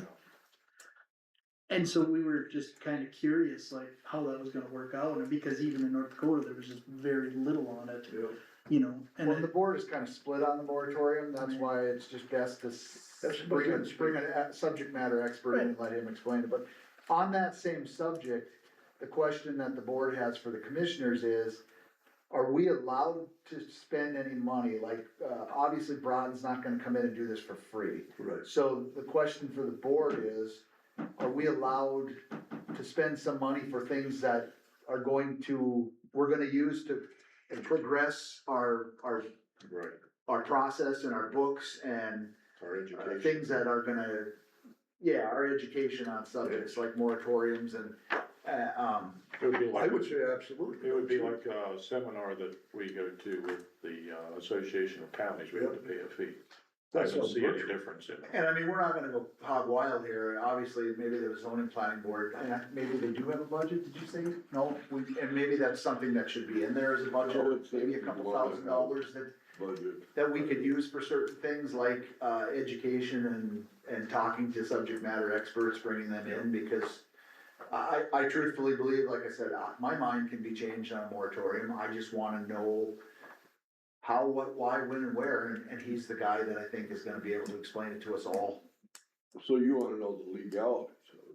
You just wanna know if we have the money that Well, you can do this. we all I think wanna, we have to we do it. wanna know all those questions, Right. the legality, is there money there? I mean, obviously it can come out of the permit fee, because that's what we're basically running off of, that is our driver. But how the board feels about that also, I mean, our biggest thing right now would just be paying Broughton an hour or two, or whatever time he needs to get on the phone with us, or get on a Zoom call and talk to us about it. So, when there are any costs being incurred by the zoning board currently, cause since we created it while it was kind of outside of the budget cycle, we're basically just operating it out of kind of the permit fund and Right. general. I've been budgeting $5,000 for planning and zoning for like the last, I don't know how many years. Sure. We've never used it, so we're gonna be using it this year, Okay, Oh, and then the rest of it we'll take out the permit fund. but is the plan going forward, are we gonna have to craft a budget for that board, like in the next? More than the I 5,000. would think. Right, and I'm fine with that, that's where cause I would say for now, a decision probably needs to get made by the board, like maybe just put a cap on it. Do you wanna put a cap on it? Well, I think it it's a good would, I think idea. it would, because I think once you create a cap, anything over it would have to come back to the board, like if they were gonna engage in a lawsuit, I think we should probably have some approval on that, so. Oh, I would, have something along the lines of just, and I'm not making a motion, but I would just say I would give them authority to seek legal counsel up to $5,000. Or, cause that seems to be a number that's, cause I mean, sure, it's not gonna be $50, I don't think 5,000 is probably more than enough to Yeah. allow them to, But that gives us for the whole year. it gives them some room if they have to make a phone call and Derek wants to give them a bill for $300 and it's like, okay, we gotta talk to the commission. Well, I Yeah, think just give them enough room, because if you're gonna have a planning and zoning board, you obviously want them following laws. We have someone that's, basically on retainer with the county who I believe is an expert. Why not utilize that and Yeah. putting some funds towards it so that board is operating the way it should? Well, his speech was what generated the phone call I received from a landowner Mm-hmm. at the Northwest Landowners Yeah, Association, and I because he attended represents that. them as well. Yeah. So I just think, like I said, the board was kinda split, so let's get that guy in here and explain it to the rest of the board why he thinks we should do it, Right. and the process. And we've got Joe in there, so we can tie it all together and make it happen if the board decides that's the way we wanna go, and then bring it to you guys for approval, so. And he's very thorough. Yeah, We'll be going in educated instead of just guessing and hearing what we've heard on the This is internet the or best, somewhere. yeah, absolutely. Yeah. Educational, do it. I'm all for it. Yeah. So that's about what went on at the planning and zoning meeting, so. Okay. Well, just for the sake of being relevant, since we're talking about it, I guess I would make a motion to give the, chairman of the planning and zoning, or the zoning board, what's the proper way, probably just the planning and zoning board. Consider planning and I would say zoning board. give the planning and zoning board the authority to, utilize $5,000 for outside legal services. From the permanent fund. Well, I From mean, the general fund. I think Marlis can dictate that, but I would say just the commissioners would give them authority to utilize up to $5,000 for outside legal services. Absolutely, for future And, knowledge that you're gonna accomplish. Marlis will deem Absolutely. fit which fund that has to come out of. Yeah. I'll second that. Second by Mr. Vanderhorst. All in favor of the motion or any more discussion? Hey, Marlis, do you have a problem with that motion? Does that conflict with anything that you need? Anything that you see or hear? All right, Okay, then the motion's accepted, and there was a second. Any more discussion other than that? Can we vote on that, being we're part of the board or not? I think I would say you Are the can, county because you're part of the commissioners? county we vote, commission. we vote on the same, thing. Yeah, absolutely. Okay. All in favor? Aye. Opposed? Motion carried. One other thing while we're on zoning planning, Wishick has a city council meeting with a data center, 5 o'clock tomorrow at the Civic Center. If anybody's interested, it's open to the public. I heard that got canceled. What? Not as of yesterday, it wasn't. 5 o'clock at the Civic Well, Center. what they canceled was the open, it was gonna be the city council. The data center was gonna speak on their plans, and there was not gonna be any open floor for anybody to talk. That's what they canceled. Originally it was gonna be an open discussion, and they said, no, we're just gonna stick to, that's my understanding. Civic Center in Wishick. Yep, The community behind the center. Big Badger, yep, on Behind where? the Big Badger, just off of Highway 13, the To the Badger, when you south. go in, Okay, okay. Oh, yeah. big brick building or rock building. That'd be interesting to go to. Yeah, Because I'm didn't gonna, they I'm gonna put try to that- get, I'm gonna try to get over there and listen Right. to it. Don't they have an option agreement on some land across? I the think the south side land of may have that? already been purchased, it's right east of the substation out there, just basically the land to the north where you turn to the fairgrounds, it's close to town. They're trying to get a moratorium, they're trying to get a petition signed for the city of Wishick to put a moratorium on it. The county has already put a moratorium on some stuff, but the city, it's in their EJT, it's in that, jurisdiction, that half mile, Okay, so oh, it's, within the city yeah, proximity. it's gonna be a Harwood Fargo type thing probably, or a Cass County deal possibly, somebody might be fighting. Okay. Well, didn't they do something like that in Dickey County? They got it out of the county of Dickey and took it into the city of Right. London. Right. That's how they got that in. Yeah. And what's the benefit of it? They don't pay no 3%. Well, the cities don't have a zoning planning board like counties do, most of them, and they don't have the same. Guidelines. Right. Yeah, I think that's where some of these data centers have, Sneak it through. yeah. from what it looks like to me, it looks like most of these AI data center companies must have hired Summit's former employees. Because I'm just telling you, there's some similarities that are showing up with this. There seems to be a real lack of transparency in some of these, there's either moratoriums Oh, yeah. or there's like secret meetings, it's one or the other, and it seems like there's no middle ground where What was that? it's Have really. you been to the data center? I haven't been to it, Oliver- but I've heard about it from several people, and Oliver I, County had a Unreal. 13-person meeting, and they could only put 13 people in there, which was the commissioners and a couple other people, but the day before they had, 4-H in there. yeah, they had 50, 60, whatever, they said, they had a real quick meeting and passed it, and yeah, it's. I think these- the AI data center situation is going to get worse before it gets better, and it seems to be a really weird dividing line between places that are rolling out the red carpet and people that are putting up fences, and I don't really know which one is right or wrong, but all I know is there seems to be very few of these going up where it's just like an open process and everybody understood what was gonna happen. It seems like it's one of them pass it and then find out what's in it later deals, and it's starting to get really troubling, Allendale's figuring that out, you know, applied I just- digital is really, and they're gonna start ripping counties and cities apart, because that's what they're doing. They're They're sneaking doing it. under the radar of counties that have a good zoning and planning board and Like I said, understand what's coming, and the I've- cities don't. I have no facts on that statement when I said that the summit people are working for these days, but it just seems like they're up to the same Well, they had to playbook, go which is somewhere to- get everything lined up and then surprise everybody with something, and then if you're against it, you're against progress. And then that's such a wrong way to approach projects that, Like this article stated, it's not a matter of what it's gonna happen, it's gonna happen. yeah, You best be prepared, because the state will side with the corporations and not with these counties or these little cities. Oh, absolutely, they proved, They're gonna railroad through. they proved that, yeah. They've proved it to us with Summit. Right. They will do it. Yep. And it's gonna be terrible. Yeah. Go to the one north of Jamestown. Go stop there, turn your vehicle off, get out, and just sit there and listen to that hum. Yeah. Just, Oh, by Elm it's, now? no, hum, that ain't started, but go north of Jamestown. Oh, That one's operating. That's right along the road. Yeah, on the Oh, west side of the okay. highway. Yeah. It's something just to go do it on a weekend. Well, I was talking to a gentleman a week ago, from Fullerton.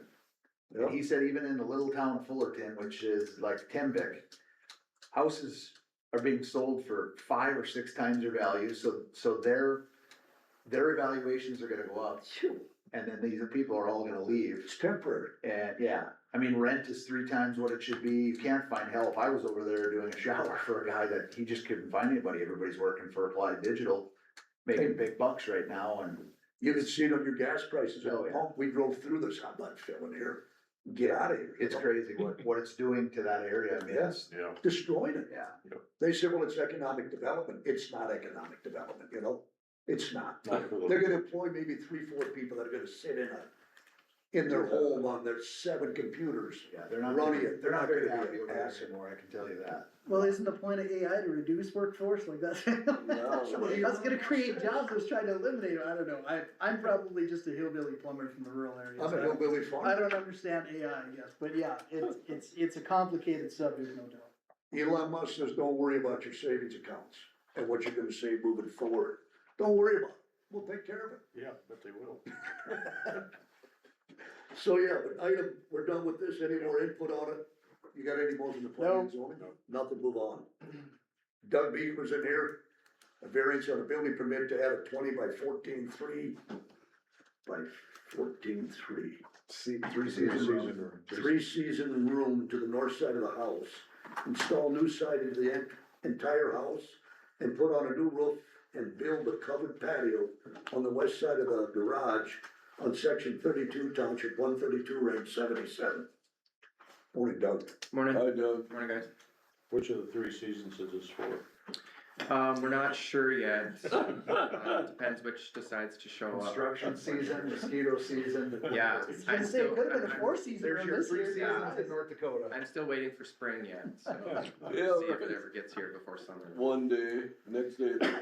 No, our siding needs to be replaced, and this deck is older than I am, so the house was built the year before I was born, so it's 47 now.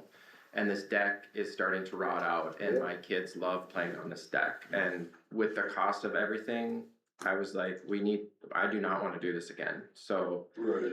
we said, let's build it how we want it. So our plan was to do a 3-seasons room with storage underneath, because our garage is super small. And it was kind of just something that we want to do this long term, so we don't have to, I hope I don't have to do this again. When Josh came out to look at it, I wasn't aware of the 100-foot back set. Obviously, this house was built before that was in place. We had talked about running this addition parallel to the house, but then it covers up our bedroom windows, both up and downstairs. And so really the only way for us to go is north. It would only come, I think Josh said, like 5 or 6 feet north of where the existing deck is. Yeah, 6 more feet. 6 feet north. 6 feet beyond the deck. Beyond the deck. Cause right now the deck is 76 feet from the center of the road, so Okay. with this additional 6 feet, it would be 70 feet from the center of the road. Right now, the main house part is 90 feet. So this would be extending the deck essentially another 6 feet, so. And at that point, when that house was built up back, there was not that 100-foot back. No, because I think that was put into place was it there? in the eighties. Huh? So this house would have been built in 79, and I don't think that back set was put in place till the eighties, like the mid. Well, back sets, or the ordinance book is older than I am, so I'm all. Yeah, I don't know. That's what we were talking about That at the was done zoning. in 84, I I don't know believe, when was that it? was put into place, but I 83 know or at the 84. zoning board, I think, Yeah. didn't you guys say something like the mid eighties or the early eighties or something? I thought the comprehensive plan was like 1983, and that's when the book got drafted, I believe, but Mhm. it's been That's- edited a few times, that's right. yeah. And I think it got brought to light when there was an issue south in the Westfield area. You remember that, those bins? With the grain bins. Grain bins, Yeah. the two parties that were disputing. Oh. And that's when this 100-foot back set came about, out of the book supposedly. Before, there was nothing, I don't think ever said about it. Right, If you were at 33 feet, yeah, build. Right. You know, if you were at 75 feet, if that was the right of way, Yeah. you could build. It was Well, Right right or wrong. Another, I mean, so I guess it's funny, cause some got brought up to me this morning when I was talking to somebody, they said, well, do you need a building permit if you live out on a farm, like for egg purposes? Yeah. And they said, well, there's no fee, so why do you need a permit? And I said, the reason for the permit is to make sure that these setbacks are followed. Yeah. And I think that's what happens, you take Doug's situation where that permit might not even have been required at that same Yeah. time that there was maybe no setback, or they drafted a setback, but they don't need, it's only for certain situations. And so you have a house that followed every legal aspect of a right of way, it's not in the section line, it's not in, but it now encroached in these new rules. And so that's why we have building permits, even for stuff that we don't require a fee on, just to make sure that it's still, honoring our current setbacks and stuff, so. That's why, I mean, this is a situation as to why, even though there would be no building permit fee, you still want a building permit. That literally is just prairie trails for the most part. it's, Looks so a it's little not, better now. yeah, it's not a through street. Yeah, So I mean, it doesn't, It goes to the west and it tees. it goes, so you've gotta go to the north, the other two options, south and west are section lines. Right. Which, yeah, there it looks like a section line, but now. So this was recommended pass by the board. Oh, Unanimous. this was what, passed by the board Yeah, unanimously? it was unanimous, yeah. But I think you start to almost fall into that line of like other buildings and the uses and all that, like, when if this was a brand new construction and there wasn't a structure there, I would say Then we- move it. Yeah. Once you're dealing with a structure that's already there, it's like, well, I mean, 100 feet is more of it's a county number, it's not like it's a DOT number or something that. The house would have to be ripped off and moved back. Yeah, well, and I don't really wanna do that. well, it gets back to the conversation we had earlier in this meeting, are we the county that's gonna go out and be like, are you gonna work with people and just try and make sure you're doing the best you can to follow these rules, that's the thing. He's here with a permit, he's asking for a variance instead of just building it. And it's not like it's a real encroachment that's gonna probably endanger any lives or anything else, so. If a data center sets up to the north, it may become a problem. Yeah, I don't want that either. No. But, so yeah, I guess I was just here to answer questions and just explain why we wanted to run it, I guess, to the north. That propane tank that's setting there, we'll probably move that to the west. And kind of set it back, so that won't be there anymore, that's just setting on a movable cement pad. And yeah, as far as like obstructing any vision or encroaching or anything, I mean. Those are new trees that are on the west side of the house. right? Yeah. Mhm. We had ripped out, so in between those two tree rows, there was an old elm tree shelter belt that we tore out.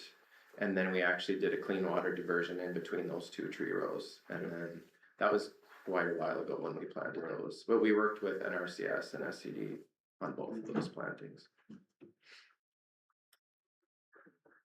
I would make the Any motion, discussion? I would make the motion to approve the building variance for Doug Beekman. There's a motion to accept and approve the variance for Doug Beekman as stated and shown. Is there a second by Mr. Miller? Yeah.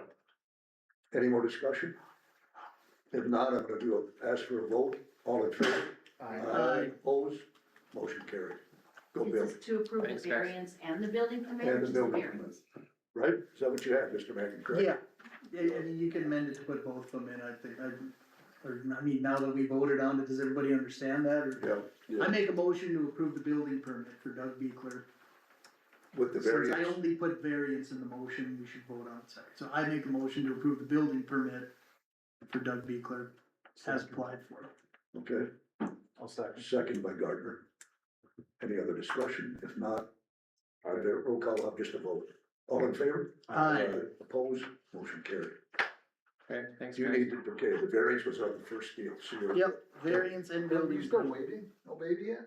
Still waiting. She claimed today was the day, but I've stopped believing her, so we'll see what happens. So, yeah. But it looks like a busy day on the farm, so it's probably gonna happen. Probably. That's what it'll happen, yeah. Yeah, I had 6 When calves you're way before I down left this on morning 8 already, miles, so 10 I'm miles sure per it'll, hour. yeah. Yeah. But Well, good luck. Good luck. that makes life interesting, right? Yeah, right. Okay, thanks, Doug. guys. I appreciate it. See you, Doug. Yeah. Congratulations if we don't. see Thank you. you. Okay. Thanks. Next item is Christina Sepina, introduce Lindsay Bauman as new employee. Lindsay, would you like to step up? Hopefully you rode speed. Hi, everybody. Good morning. Everybody, this is Lindsay. Hello, she started on Friday. Yes, happy to be here. No speech. No speech, no prepared, nothing? Nope. Really, okay. Next month. You come on board, when did you start? The first, so Friday. Okay, How many applicants have you had? I had 6 applicants. okay, good. Yeah. You did your own interview? Yep, Okay. yep. You knew what you wanted to ask them and by your own testing. Yeah, I interviewed based on what we would require for the position. I gave a test that would show if, they had the basic skill set to do the job. Lindsay had excellent qualifications in her past job experiences. She just fit the bill every which way. I was at the bank and then was at FSA for 5 years, so. Good. Yep. Well, welcome on board. Yeah. Wish you the best. I wanna step aside from that and thank Christina for, her work on all the, tax stuff with the cities recently. She took a little heat at the Linton one, but deflected very well. She stuck to her guns and did a great job, and, we're very lucky to have her. Yep, I've sat and had breakfast this morning. There were pros and cons, Yeah, as it always is, you know, just the way it is. Strasburg was no better. Oh, I believe not. I believe not, but you know what, you did a good job, you answered the questions well. You took a little crap from one councilman, and I thought you handled it better than I did. I barked at him a little bit. Just but one you did a really councilman? good Why job. didn't you guys do your job? Like, what's going on? Like, I don't think we have to, she's so good at it, what do we have to do? you can't just let her out. I helped her out as much as I You could, did, Wayne yes. did as well, Yes. Wayne Ely had done the Yes, job, I- so he backed her up too. I did not do it all by myself. Yeah, well, Definitely did you not. brought the numbers, you took the grief, we solved one person's problem right there on the spot. Mhm. Now, we're very lucky, I just wanted to bring that up to the board members. Well, it's not gonna be that easy here. You better bring your A game. Oh, it's gonna be easy. I'm not gonna let you off the hook like a city of Linton. Oh, she didn't get left off the hook. She Thanks a lot for what you flying colors. Yeah, you bet. Thank you. It's a lot of extra time she puts in and a lot of extra travel, and I know we appreciated it at the city, so thank you. Oh, thank you. Good luck, Linz. Thank you. It's not an easy spot.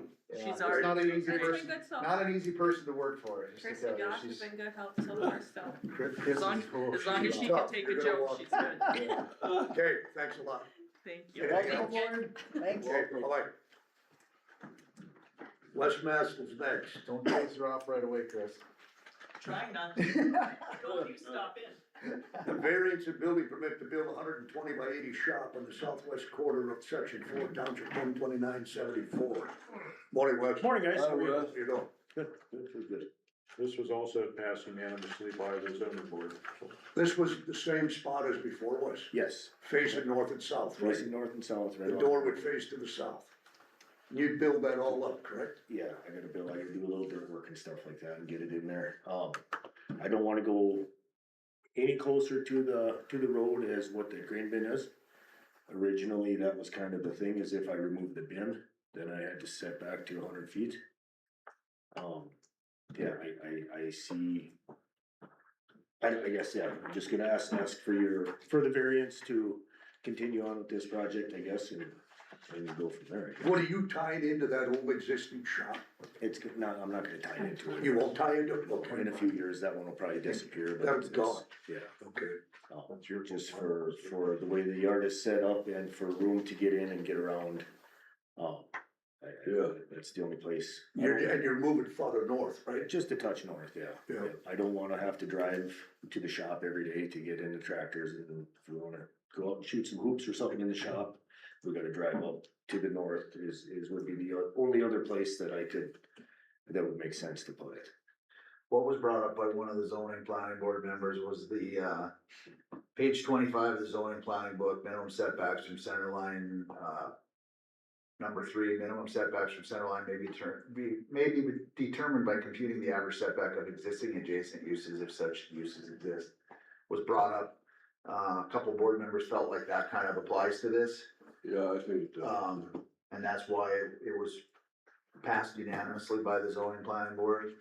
Let me ask you a question here, Weston, nothing to dispute what they did.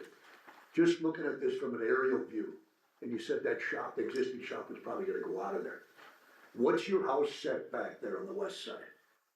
On the west side? On the west side of your home from the road in? How many feet is that in? Oh, that's, long ways. Not so far. No. That's probably maybe Oh, right. 95 feet? It's at least, How much? at least 125. Oh, is it 125? Okay. This is the edge. I just look at it and I'm not trying to dispute what Ford did, but The bin is 73 feet. That edge of that grade bin is 73 feet from the first one. It is, I mean, it says it right And there.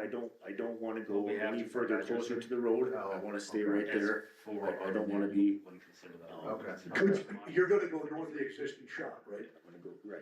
Because it. Is there any way you could go farther east? Just right behind the shop with the intent to tear everything I'm out? gonna run out of room with everything, cause my cattle working facility is there, then I gotta move the whole, I gotta. Corral and all that. I gotta redo the whole farm then. Yeah. Nobody drives the road to the south of me besides Joe Murchke. That's a And he has 2 other ways to get Pretty out there. desperate. I mean, I maintain the road as much as, I don't call and make trouble with, if the road is blocked with snow or anything, I open it up, cause we have wife and kids that need to get out and go to work, and I don't know, I'm not trying to be a bad guy by any means, but that's kind of the only place where I wanna build a building in there.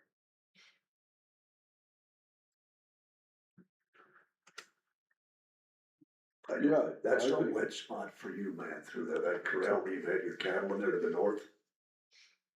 Yeah, just kinda, I kinda drew it on there, and I don't know how accurate that building or that drawing is, but. It was, I measured the grade and it was 73 feet, Okay. so.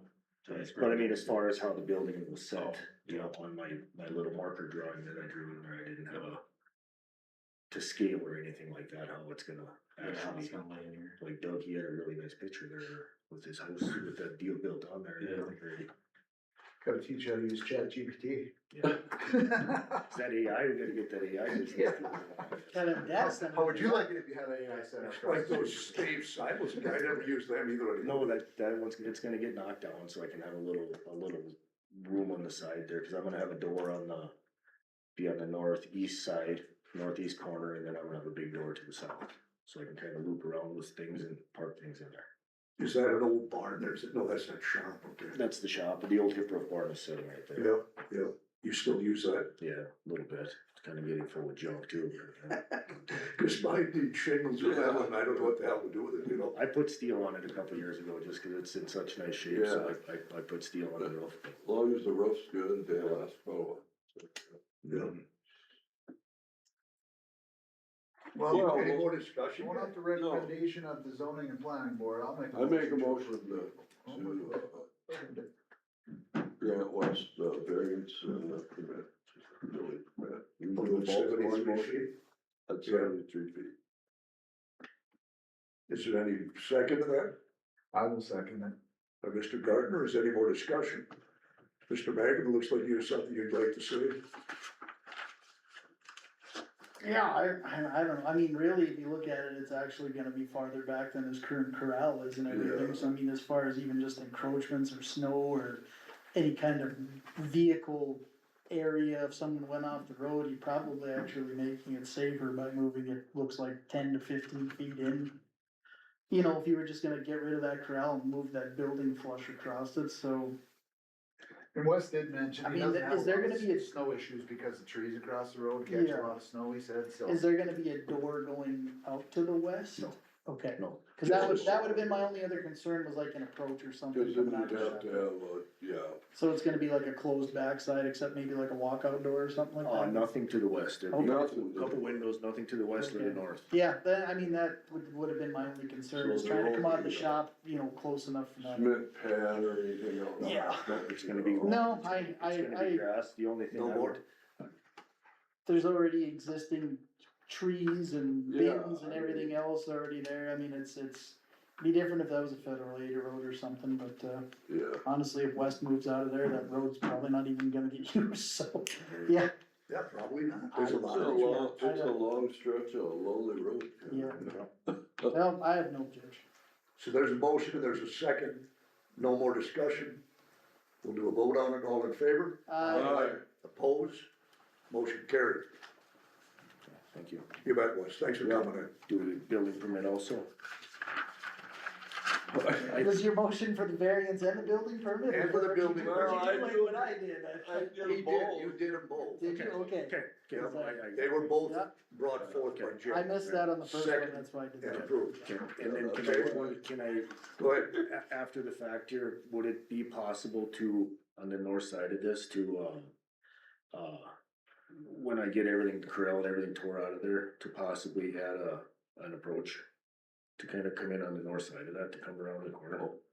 Well, you know, don't this put is- it in though. Oh, absolutely, no, I just was gonna see if that would And be. you'll need a culvert, cause that's kind of a downslope there, isn't it? Right, I would definitely put a culvert in and I would do it right, but I just would say talk to Russ when the time comes. right? Well, I mean, basically, we do have a permit process, so you would apply for a permit, and then Russ is gonna go out and verify what he needs to, if that all Yes, no, I just, passes. it Yep, you just have to apply for a permit. I was thinking of this here the other day, but it'd be kinda nice to be able to pull in there and come around the back. Say, once you're ready for it, just apply for a And you'll permit. have doors on the north side too, won't you? No, No, The door will be on the east side, Okay. there'll be one on the east East and side, south. this, be on the northeast corner, and then one on the big door on the south side. Okay, okay. So, Yeah, get a hold of Russ. Very good, Wes. alright, thank you guys, I appreciate Yeah. it. Thanks, Yep. Wes. Good, thank you for coming in. Thank you. You bet. Item J, Russ Lawler, Road Superintendent, County Road Department.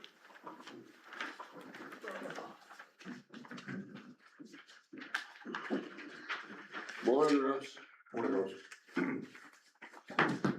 John is here to talk about a few things. If it's okay, I'll just bring him up right away. Yeah, do it. Let him get going. Morning, John. Good morning. Morning. So I think I have three kind of different things today to talk about. The first thing, probably the most simple one, is the Braddock grade raise. On that project, it's getting bid this Friday through the North Dakota DOT. Yep, so we gotta get the construction engineering contract figured out and submitted to the DOT for it. So that we're ready. So they can do a what? So we have to get the contract signed, approved, and submitted to the North Dakota DOT fairly soon, just so if the construction does happen, we're good to go for it. How many applicants were there For, for bidding on that? we don't know. He's just releasing it. Yeah, they're just bidding on it on Friday. So you need this permit before you submit for release for bid? No, this is kinda at the same time. Okay. It's Okay. the engineering that goes along with the construction. Okay. I submitted that contract to Marlis. You guys all have it in your packets today. Oh, yeah, I think I do. And for the project, it's 100% reimbursable from the state for the engineering. The engineer is 100% Yep. reimbursed. Yep, so there's no cost for the county. Contracts is one. Okay, well, we got it. There you go. Okay, I do have the original contract here, if you guys wanna. this one right here, Yep, I have the one we signed, I guess. you guys did something. Yep.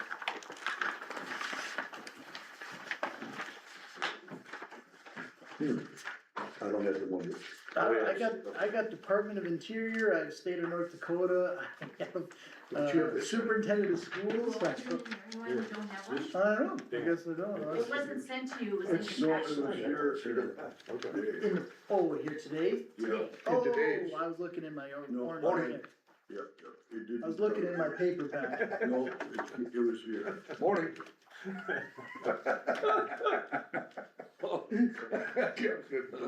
I can't wait till this camera's off.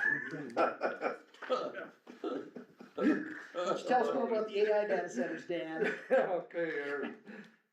Okay, let's go. I got it now.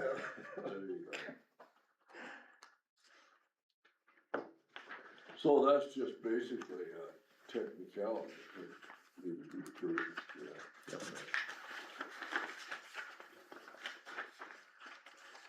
And that's gonna be what, 2-foot lift, right? No, it's like 4 to 5 foot, probably at the worst. So. Cause you wanna have the riprap 2 feet higher than the ultimate, water elevation, just for wave protection. So then by the time you get to the center line of the road, it gets a little higher. So that's gonna take a lot of rock, huh? Yes. Where are they gonna get rock this time of the year?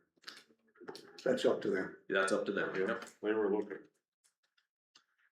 Well, there's rock in that country though. Yeah. Heard there's been 2 engineers up there looking. Yeah.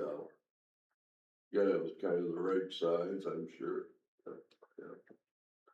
And they're gonna pull the existing rock off them shoulders and That bring is, it to the surface that is an option to include that with the new riprap, yes. instead of going over. Yeah, it's gonna have to get pulled off probably Yeah. and incorporated into the new riprap. Cause it's getting pushed out much further Yeah. outside the clear zone. Yeah. I thought on federal aid projects, you had to interview for the construction engineering of it. Because we submitted this in the flex funding application, we're not gonna use federal aid for the engineering on this. Okay, You don't have to, okay, You do not have to? no. okay. Okay. And not that I didn't want you to get it, I was just like, I thought there was another step here, but I see what you're saying.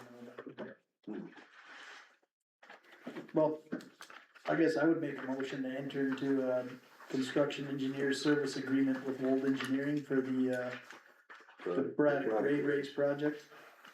There's a motion by Mr. Magrum, second by Miller. Any more discussion? If not, I'll ask for a vote on it. All in favor? Aye.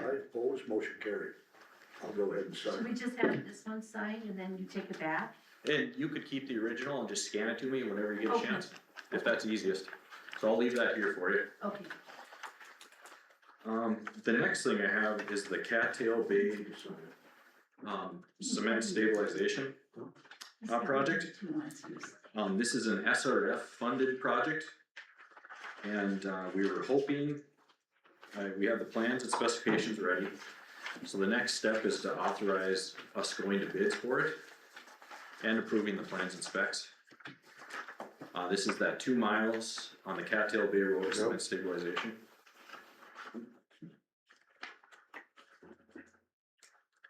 I think the total project cost, I estimated, it's just under $650,000. And we had the funding to pay they covered what, 350? 300,000. 300, so we Yep. gotta come up with 350. We said we could use Prairie Dog money for that. We can do what? Use the Prairie Dog.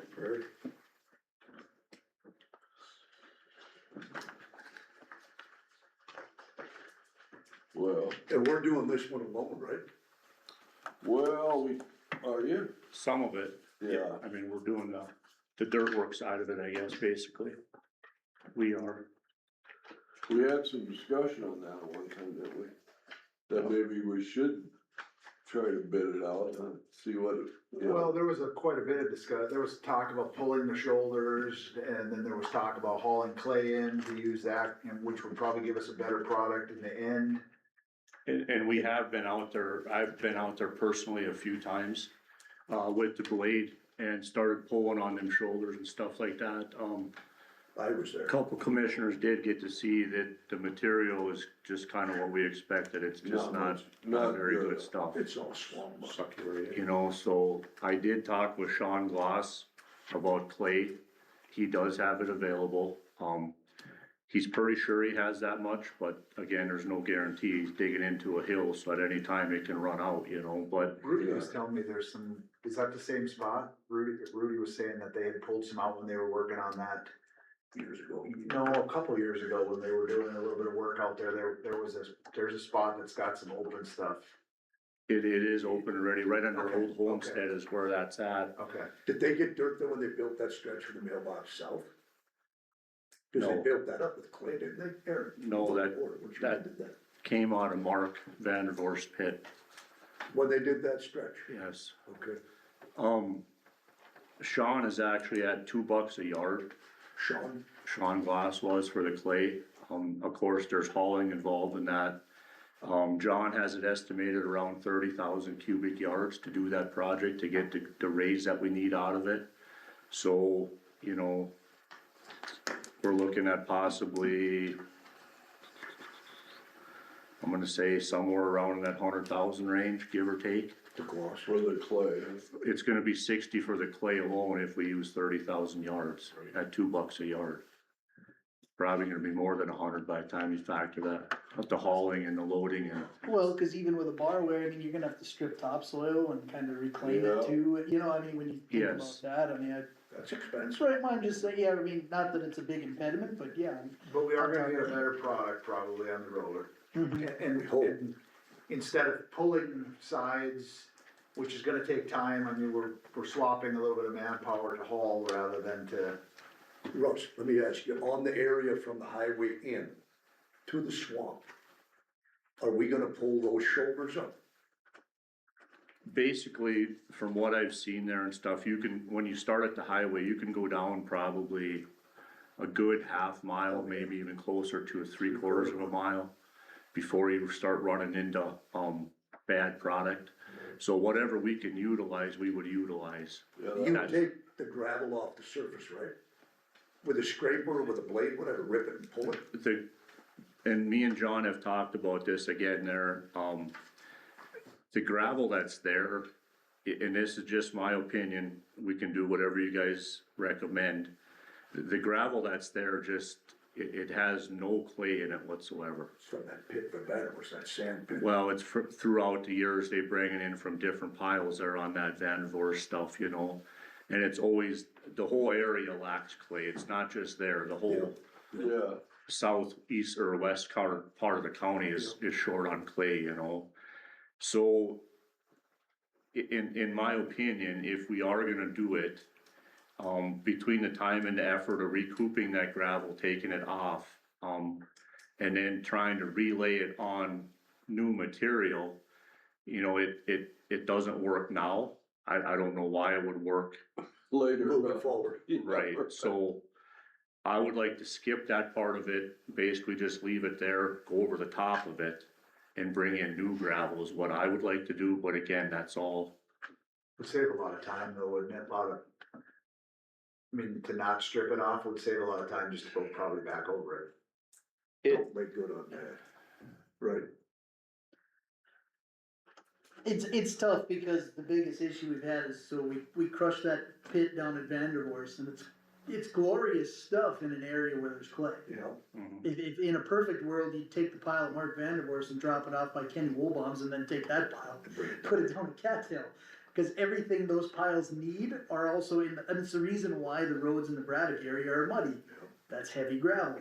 The reason why the ones down in the southwest corner are really light, there's no clay. You can crush all the gravel you want, you can get it for free, there's no clay. So the only other way to do it, I mean, another consideration too going forward would be if there's any way to maybe blend some of that material with some clay too, just as you lay it. I mean, not as a part of this discussion, what hauling gravel in, would you be better off to see if you could try and blend it somehow, like hauling clay in and make that gravel good, cause we gotta use that gravel anyway. If you start comparing hauling it anywhere else, is there clay close enough we can somehow blend it? So in Is that possible? You gotta put it on a pile and utilize it. I'm just saying, the Am I one, wrong the in mistake that probably always gets made historically in Emmons County was you crush gravel for as cheap as you can, right? You don't wanna spend a bunch of money. And then, obviously, the cheapest gravel is the closest gravel, so you keep putting class 5 on class 5 roads, and then you keep putting 13 on 13 roads, and now you have this problem, and so it was enlightened kind of when we did the Knoll pit.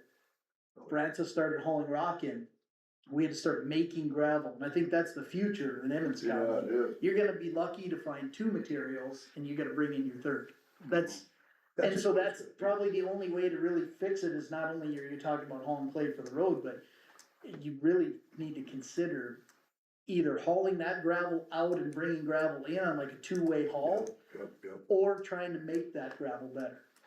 And that's basically what we've been doing throughout last summer and stuff, is hauling that stuff away and using a different material to bring back in. In this case here, John, I think, correct me, but we are responsible for the first 2 inches, was that correct? Is that how that was? First 2 inches of what? So once we get the road, graded, all the clay's brought in, then we would cement stabilize, and then I think I had, 4 inches of gravel coming out of the Vandervorst pit. That'll go down first. Out of the Vandervorst pit. Out of the Vandervorst pit, yep. And then on top of that, we're gonna bring in a fresh 2 inches of, class 13 gravel with a PI spec in it. So that with the statement we just made a minute ago about putting bad on the bottom and put good on the top, why wouldn't we salvage what's down on the base of that road? Well, because the gravel coming out of the pile is better gravel than what's on the road right now. So by covering this stuff up with clay and then putting the new gravel off the pile into the existing clay right away, it's gonna help everything bed in, and just like Aaron said, it's gonna add the clay to the gravel. And then come over the top of it with a higher grade, PI gravel is kind of the, you know. Well, I would agree with Russ on one aspect of it, is the fact that I don't know how much graveling we've actually done on that road with the Vandervorst gravel. I don't know. I mean, we've patched, like, yeah, you throw a load here and 2 at a low spot, we haven't like put like a 3-inch overlay on the Cattail Road with the Vandervorst gravel, so I would even argue that the Vandervorst gravel probably is better than the gravel that's already on it, so. Cause I don't know where that previous gravel came from, a previous Vandervorst pit or a neighboring pit, which might have been even lighter. Because that pile varies. Guys that load it there made the remark that some, is it on the northwest corner, northeast corner, is better gravel than on the south side? Is that just because the way the fines in a pile coming off of a belt? I'm sure. I'm sure, won't you? Right, you know, depending on when it was crushed, how it was crushed, I mean, there's always a better spot into a pile on pretty much every pile, you know. There are 2 other one is that pile's 8 years old. So you have had some rain events, some settling where maybe some material is shifted in the pile. The other thing is that was a massive pile. So naturally, like, there's gonna be different gravel in there. We didn't just crush 40,000, I think we crushed well over 100,000 that year. It was my first year as commissioner, I had no clue what was going on. Alex Johnner told us how it needs to get done, and I mean, right or wrong, Alex has been a part of a dozen of them. He said, this is happening, and we're like, hey, that's what you do, and then it got done, you know, and not saying it was good or bad, it was just like, that was my first year, and I just remember driving out there, and I'm like, oh my God, that is a mountain of gravel, so. Cause it's also the same year, I believe we have a 10 or a 12-year contract with Mark. And that's because it used to be like 6 years, and we were getting these, I mean, the pile's huge, I mean, you'd almost have to waste gravel to get rid of it in 5 years. So we started stretching out the easements, and we started paying a little for the lease a little, just because it was getting to be such a, you see that, I mean, it was a mountain of gravel at that time, and so, That's yeah. getting small. You're naturally gonna have different gravel in that thing though, cause it was a huge pile. Isn't that pile's really getting gone down? Oh, it has, I mean, we hauled a lot out of there last year, but, you know, it's. So circling back here, figure about $100,000 to do the clay project, that's on top of the 650. Or do we have money to do that? We have money. I know that now we're talking 450 instead of 350, we're okay on that? It's gonna be over $100,000, it's probably gonna be more than But 150. we have some contingency here. We've got, We have, There'll be I can look, overruns, we there's no have, doubt. There's gonna be overruns, there's no it's a doubt. lot. okay. Yeah, we'll be fine. Well, I just wanna make sure that we're gonna be okay with that, cause I think that's the right way to do it. Just put clay down and, rather than pull up this garbage and, I don't know. What are your thoughts, Russ? I think you're gonna get a better road, the higher you make it, the more out of the clay and the swamp stuff you can get, the better everything seems to work. But, I mean, like I said, these guys are the experts, so if they're okay with that, if not, we can go with their route as well, and Well, I think. they're the ones that kinda brought up the idea of hauling in clay. Yep. Might be a better option, might be a better product, might be a little bit more expensive, but maybe not. I mean, obviously you gotta pay for the clay, but the time frame, we're probably not, as far as our own labor, not too far away from pulling or trucking, might wind up being almost the same thing. So there's an area you can't pull. Right, I mean, like I said, we will salvage what we can as far as material out there, like coming off the highway, at least the first half mile there till you kinda get down to the flat is fairly decent stuff, and then from there, once it flattens out, it kinda turns into that silty loam stuff that just doesn't seem to work well with anything, That hole that was up coming off the highway, we fixed that 2 years ago in the fall. Did that stay pretty decent? That repair? Those three. I four believe they spots. did, yes, there's still some soft spots in there, but I think they held up, if I'm looking at the right spot, they did, yeah.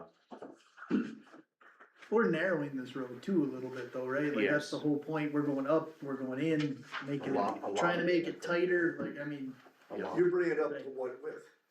28, right? 28 or 28 32 feet, I feet, believe right? it was, right? And then 32 foot. Yeah, your gravel, or your subgrade, is 32. 32, right, so, okay. Cause it's gotta be well over 40 right now. That's huh? 48 feet of it. Yeah, I mean, that's. Could be a It's a little 4-lane wider highway. than the interstate. It's actually. wide. That takes how many passes when you blade that? So John, you're Two, looking right? for a construction engineer service agreement.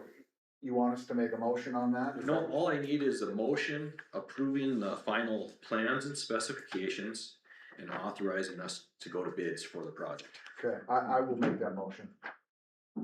There's a motion by Mr. Gartner to accept the contract that was submitted to the board. Is there a second to Gartner's motion? I should wait till Vanderhorst is here. Yeah, maybe we should. That's, So with this as well, John made up some timelines. And I should have him run that by you guys to make sure that everyone's in compliance with the potato harvest and things like that are gonna take place there. Did they start to seed yet, the plant? I think they have been seeding, yes. But seeding? Oh, yeah, they're putting spuds in the ground. So yeah, I guess if you guys approve the project today, going to bids, we would have, kind of talking with Russ here, we'd have a June 1st bid opening here at the courthouse probably. Roughly around 9 AM is what I have scheduled. And then on June 2nd, for your commissioner meeting, we would come back with the bids and you guys would look at the bids and approve the low bidder ideally, if within reason. We have to accept the low bid. Well, you don't have to, but Gotta have a good reason not to. Yeah, common I would sense just- would dictate that we go with the lowest Yeah. bid, but it doesn't always work out that way. No, it doesn't usually work out the best either. Well, I think these are a little bit different, but. yeah, and then we would have, right now I have a September 18th completion date for the project. September 18th? Yep.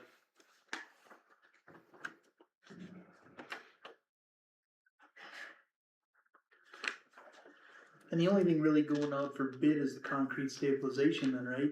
I mean, that's what we're talking about, everything else is in-house as of now, other than the stabilization? No, and the gravel on top, that's gonna be bid out also. Okay, I mean, but all the subgrade work, everything, that's all planned on being us, okay?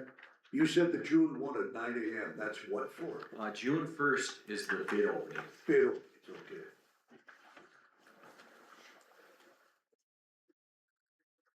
And then look at bids on June 2nd.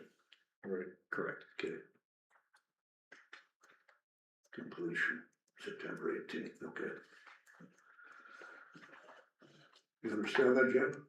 Well, Here are the dates. I do understand that it's gonna take a lot of county work away from our Other projects, and you're short-staffed and manned, aren't you? Yeah, that's. Can but- we? Well, Let's get through this and then let's talk about that Yeah. short staffing part, because I wanna bring that up too, I wanna know what's. Yeah, it's gonna be a big job. so how long do you think it's gonna take, Russ? The plan would be to use 5 trucks. We would use the 2 Petersons that we have on board. And then our 3 trucks, we bring in 5 trucks, which at that short of a haul and stuff like that, I don't know if you'd want much more than that, to be honest with you. By the time you work it and all that stuff, it's gonna be coming in fairly fast the way it is. I guess that kinda depends on how much material we salvage off the existing road. Oh, And how much we have to haul in, so there's a little bit of Yeah, a window there that we have to work with, you know, so. So you'll probably take some of the or some of the material coming off that 3/4 mile from the highway in, and take some of that and put it down in that swamp too, or no? No, we would And just, then bring in clay it for up, bring it up. we'll bring that up and pretty much clay the bottom side of it. When it flattens out, I'd like to use clay down there, Okay, is, you know. just to get away from that sand or Yeah. that muck. Yeah. How about on the other side, bought by Mark's driveway from there? Basically, A little better too? it does get a little better after his driveway to the west there, that last, again, probably that last quarter to a half mile, something like that is pretty fair stuff. That might help. But, yeah. You don't know till you start moving it. No, I mean, there's a few soft spots that we'd have to dig out and repack and stuff like that before we laid the clay down as well, just to get rid of them so that we're just not covering up a soft Spring, spot that's yeah. gonna come back, you know, so. I don't know what they're doing over east on that data center roads, but they are like this right here that we're sitting on. It's unreal. Carpet? Yeah, Oh. that's how firm they are. The carpeting the roads? Yeah. That's what we're sitting on, carpet. Wait till the video goes Oh, on. I'm just messing with you. Well, anyhow, yeah, it's I'll amazing second Commissioner Gardner's motion to accept what we have, that's to, submitted. yeah. Okay. Motion by Gardner, second by Magrum, all in favor? Aye. Opposed, motion carried. Anything else, John? Yeah, my third thing, and this actually just came up yesterday afternoon. I don't know if you guys, that's this. That's when I got here. I was just gonna, yeah. If you wanna hand that over. Do you have something to sign for the cat till then? I You gonna leave don't, that there? No? no, that's just, I'll have to get you the advertisement We don't bids, want anything bids signed to go in the back paper. if we have. Okay, okay. We don't like the way things are looking, if we can back up. I don't know if you wanna go through it or if you wanna.